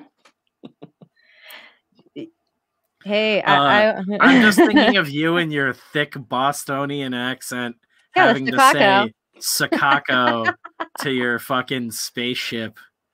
Your turbo gay spaceship who's sad that he doesn't have a body anymore. That's the whole concept right now, is that your ship's AI has a essentially body dysmorphia for the time being. I'm pitching something bigger. Like, it essentially, think of it like it normally has like an android body that it can jump into and go around on missions with you, as if this were a sci-fi series that didn't exist. And you and your gay robot spaceship friend would go around on salvage missions together throughout the galaxies. And if everything goes according to plan, it'll basically be an interior set where your cockpit's on one side, the enemy cockpit would be on the other side, so you can't see them from inside each other, but we would shoot from outside of them into them and shoot them like interior scenes, and then it'd be a bunch of model shit, but you stumble across a sweet bit of salvage loot and you hook it up with your body dysmorphic gay spaceship, and you're dragging it back to a junkyard to make some money, and we have an agreement here about the name. You're come upon by Look some at the comments. pirates. Yeah. Are they looking for booty? It's a big missed opportunity. But yeah, that's kind of the whole idea, is like you guys are traveling around trying to make money to be able to afford a crew. And that's like the big pitch, and how we would be like, hey, if this built into something bigger, like the whole like onset of it is that you guys are trying to raise money to get a crew to run this ship that you have. You're basically just so fucking broke. You have like beer money and enough for gas to get around and find your next salvage, and you're running into shit like space pirates and stuff. But I have a really fucking stupid idea for the Skull space pirate ship, because they're pirates from another star system. That can it be pink? Well, that's what ties into your gay spaceship, is they're from another galaxy or star system where like all of the mechanical shit on the ship is done up all cool and like gunmetal and metallic and stuff, and then the skulls are going to be probably like hot pink and glittery, and the whole idea is that's like turbo badass where they're from. I love it. But it's from the perspective of our hero, where that is just like exuberantly flamboyant and gay. So gay ship is all about it, but you're sort of making fun of these guys who are threatening to kill you actively and trying to be like really badass. While looking they came from a goth glam disco. They're gonna look like 80s hair metal. It's gonna be like mixed with gay, trashy Barbarella with just like a sci-fi babe caught in the middle of it. Hey, I'm in. Sci-fi babe caught in the middle of a twink fight, basically. We were looking at jumpsuits, and one of the jumpsuits Spencer sent me, we don't know how it's going to fit because it's in Asian sizes. I'm like, I have to order order 2 to 3 sizes up. I'm like, all right, I guess I'm an XXL or an XL.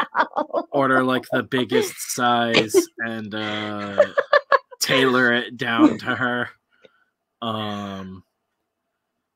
Yeah, but I get to script that and try to be funny in a script form and then send that over to that dude and see where it goes. That'd be cool to be something to just be like, float this to a production, like a network or something, and just get like other people in the writer's room and just like sell that idea for a fuckload of money. Yeah. All the colors of space.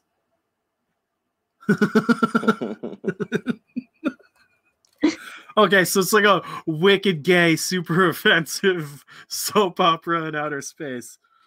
The whole thing, like, I just wish people can take more of a joke nowadays without being so offended, because I am like, you know me, I am so accepting of everyone.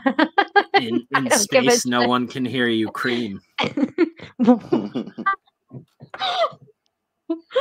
But I have to fit that into the script somewhere. That's the whole idea, is like you and the ship are like talking back and forth, and you're essentially going to be doing a lot of like toggle muting the pirates that you're arguing with and your ship back and forth. Like, I should just have a he's sort of like saying stuff while whip. he's muted. In space, no one can hear you scream. We should figure out ways to do like really bad stop motion gags like that. Like you spray Ready Whip, but it just like floats up into the air, and we'll make it out of like cotton balls. I know, it'll be so funny. You can actually I mean, we could just like spray Ready Whip on like a green screen plate and then just like green screen the photo of that moving away from you. Because Fluffernutter gets pretty solid. If you leave it out, it will harden. Fluffernutter. You know Fluff? You have Fluff? But I'm saying if we just put actual Ready Whip like on a green screen, all you would have to do is like spray an empty can, and then what we would do is we would spray Ready Whip like in a line onto like a glass plate on a green screen, take a picture of that, and then that picture would be green screened into the footage, and when you spray the can, that would unmask the stream of it coming out of the tip of it, and it would float away on screen. It would look really shitty and stop motion-y, but it would be fucking stupid and hilarious. I'm going to be the queen of B movies. It would just be like a lighting pass. It's a chin. I'm a female Bruce Campbell.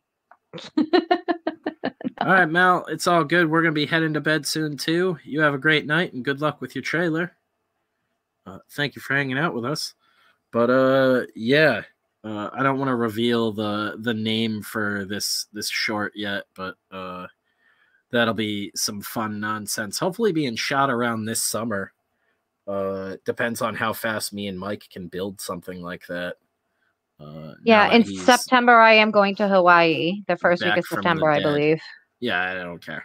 I'm just letting you know. Yeah, live your life, woman. Like you don't need to you don't need my permission. That's so far out. Like, oh no, I'm just saying. Let me know that closer week, to it. Don't plan. You know, I'm going to be swimming with sharks.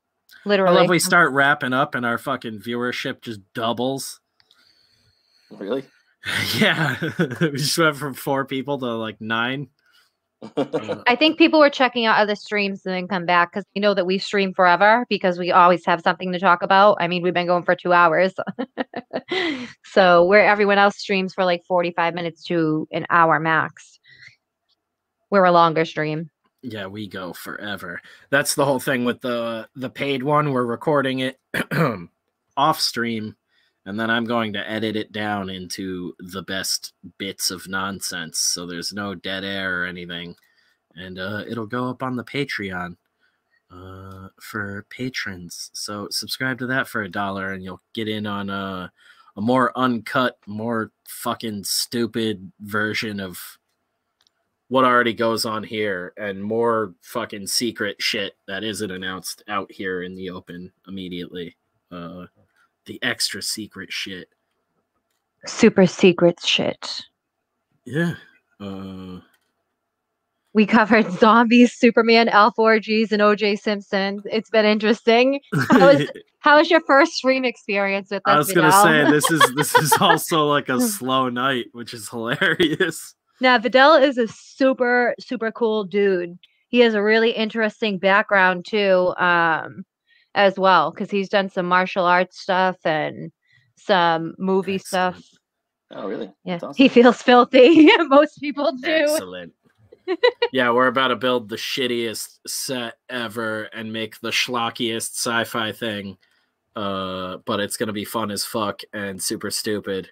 And we might actually be able to get some real talent in on it. So Kayla will have to actually act and get directed by me like fucking a madman. God, you're gonna be like, was it who is it? Friedkin who used to fire off a real gun? Oh my God, can you imagine? I might be okay because where I grew up, it's gunshots of fireworks around fucking 4th of July, so I'll be fine. I'll be like, huh? Okay, firework, gunshot, don't know. Might need a flare. Flare gun, Spencer. Yeah, I think Friedkin used to use a gun and shoot blanks off.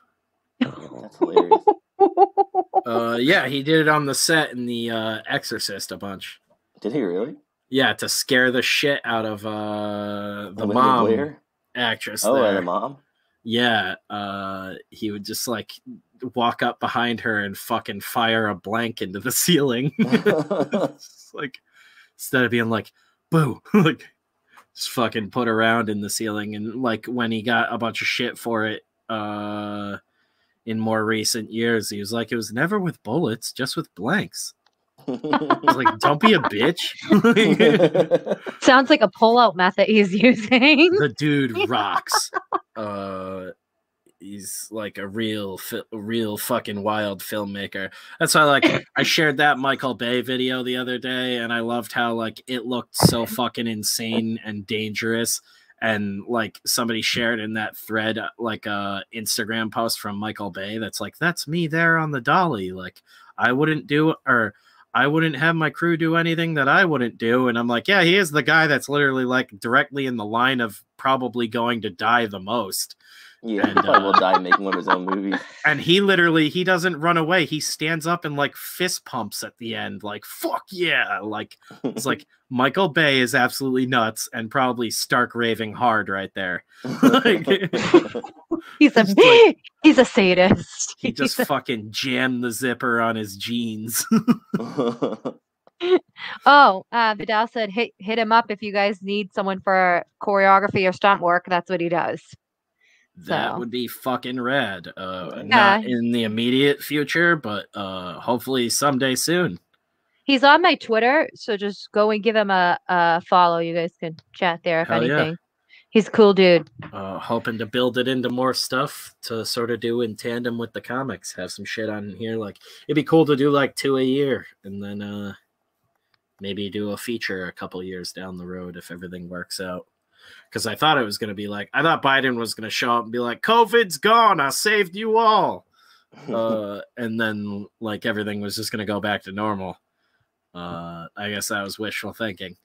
How wrong you were. Yeah, right. I'm not even a fan of Biden. I was just like hoping that would happen for the sake of sanity. So Camp Rainbow will take a while to get out, but that gives us time to do a bunch of little shit in the meantime, show people what I'm capable of and what we're capable of in that territory. And Just have fucking- someone to do my makeup because I can't do Yeah, makeup. I just wear Beth's gonna do lipstick your and makeup. freaking mascara. I'll have to buy makeup because I'm And allergic to everything. The But sci-fi one's great because you basically just need to look like a messed up hooker. Like your makeup and everything, it needs to be all fucked up. oh, all right, that's I'll cool. just I'll punch you in the face right before we shoot. I'll just go to a bar in Boston and get into a fight. Yeah, we'll just keep hitting you on one side of the head with like a fresh pillow. Oh my god! Just to like smear it naturally. Yeah, we'll try and get a sponsorship with them to pay for the movie. That's how we'll start getting money. We'll just do shameless fucking adverts in the middle of our shitty schlock sci-fi movies. It's like, oh, yeah, Beth has joined us. Hi, they Beth. gave us like 40 grand to make sure the My Pillow was in the movie somewhere. I want Slim Jim to give me a fucking sponsorship for the amount That's of what I'm Slim saying. Jims I'm like, eat. You think they would fuck us into the ground if we released it with the Slim Jim label all over it, or if they would be like, "Fuck yeah, she eats"? Because I'm like, that totally fits in with the character. I told you it's gonna be all like weed and drinking beers. You're a shitty scumbag in outer space. Imagine trying to roll a joint in outer space, though. Like the weed would go fucking everywhere. That would be with your so bad. The future. I think they would have it figured out. Big gay spaceship. You know what? It's 2021. We were supposed to have like flying cars and a bunch of shit. We don't got shit figured out. I got some news for you, Jack. No, Beth, you can't spray it with water because that'll just make it run. We need it to look smeared, like sort of like she passed out on it. Do you remember that movie, Thank You for Smoking? Hell yeah. I do. You know, and he's like, oh, well, Aaron, they can't smoke in space. It's an oxygen environment. He goes, oh, well, we'll have a line in there that says, like, they invented the bloopy bloop, you know? Yeah, right? And then they can smoke in space. It's just a fucking... Good point. It's like just like an astronaut helmet for your cigarette.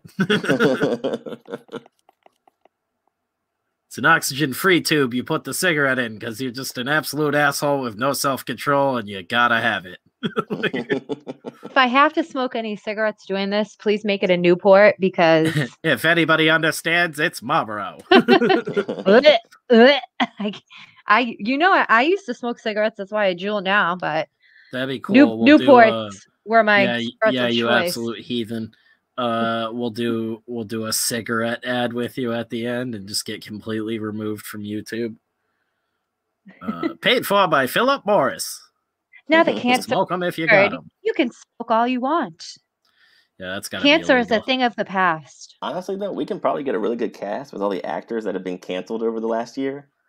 Let's contact Gina Carano. Oh my god, my girlfriend. Dude, we'll get Spacey. We'll get Army Hammer.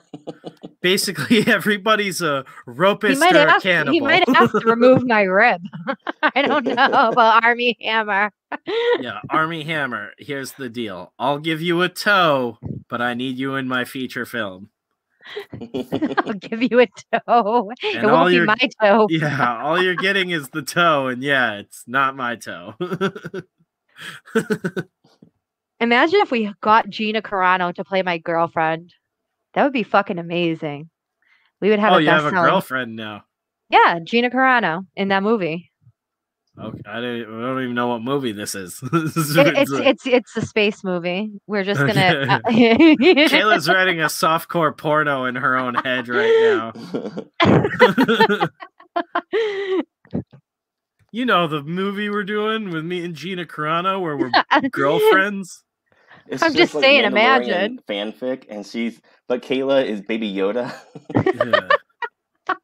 I gotta tweet at Gina Carano now. Hey, my editor Kayla, Baby Yoda. She's actually liked a few of my tweets recently. That was awesome. I think she liked one a while ago. I think she works really good for like grown up Shannon in Camp Rainbow, but I'm like, who knows if I could get that funded now? Everybody's like, she's a monster. No, she's not.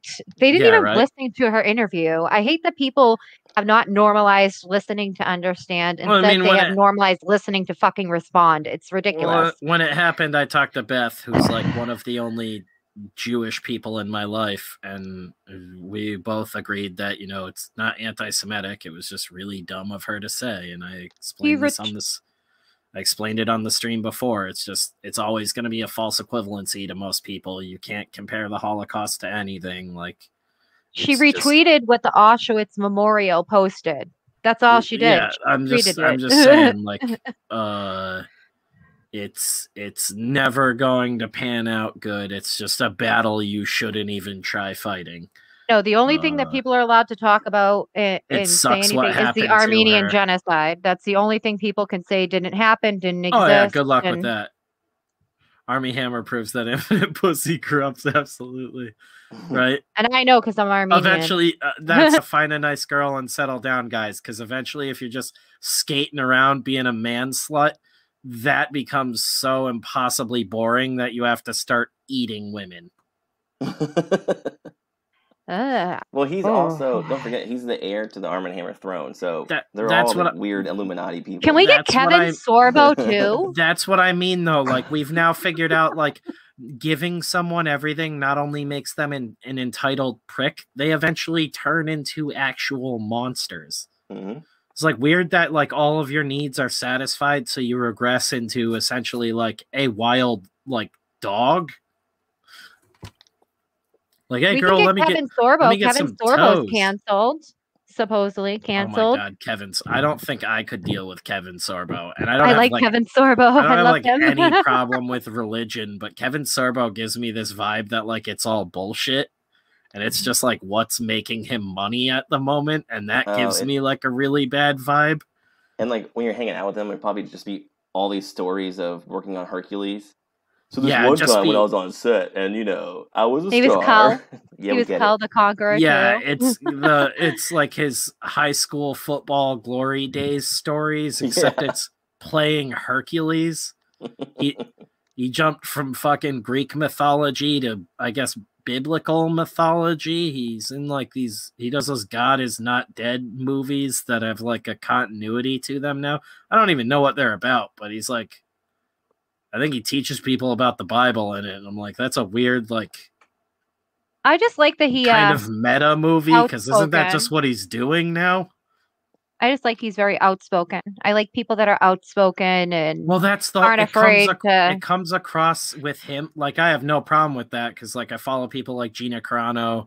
Cinestate Cinestate is considered super right wing, and they were like one of my favorite production companies. I don't know what the fuck's going on with them now. But like I don't mind people taking risks and stuff. I just don't know what's going on with that dude. I'm not right or left wing. I'm fucking moderate. I'm illiterate. I'm politically illiterate is what I tell people now. I just believe in freedom of speech and people have the right to say their opinion. I'm hoping someone will put me in a cage. So, Beth, I think you need to get a cage for Spencer if you're still on here. Yeah, that would just answer all my problems. I would just be like, I can't. I'm in a cage. Give you a bucket to piss in. Yeah, I'm not even asking for that much right now. Newspaper, then. I'll warm up to it. Oh, she has one. I don't even want to know. The cat cage you can't together. fit into the cat carrier. Okay, can I come out now? You can fit your head in it. That's it. Yeah, my fucking watermelon head. You're like a giant baby Jesus. Look, it looks like we're smuggling fruit. Yeah, we went way longer than I said I would. We went another half hour. So yeah, we're gonna call it here. Thanks for watching. Thanks for hanging out, dudes. And since Ryan's not here, dildos. Was it Stay girthy, everyone.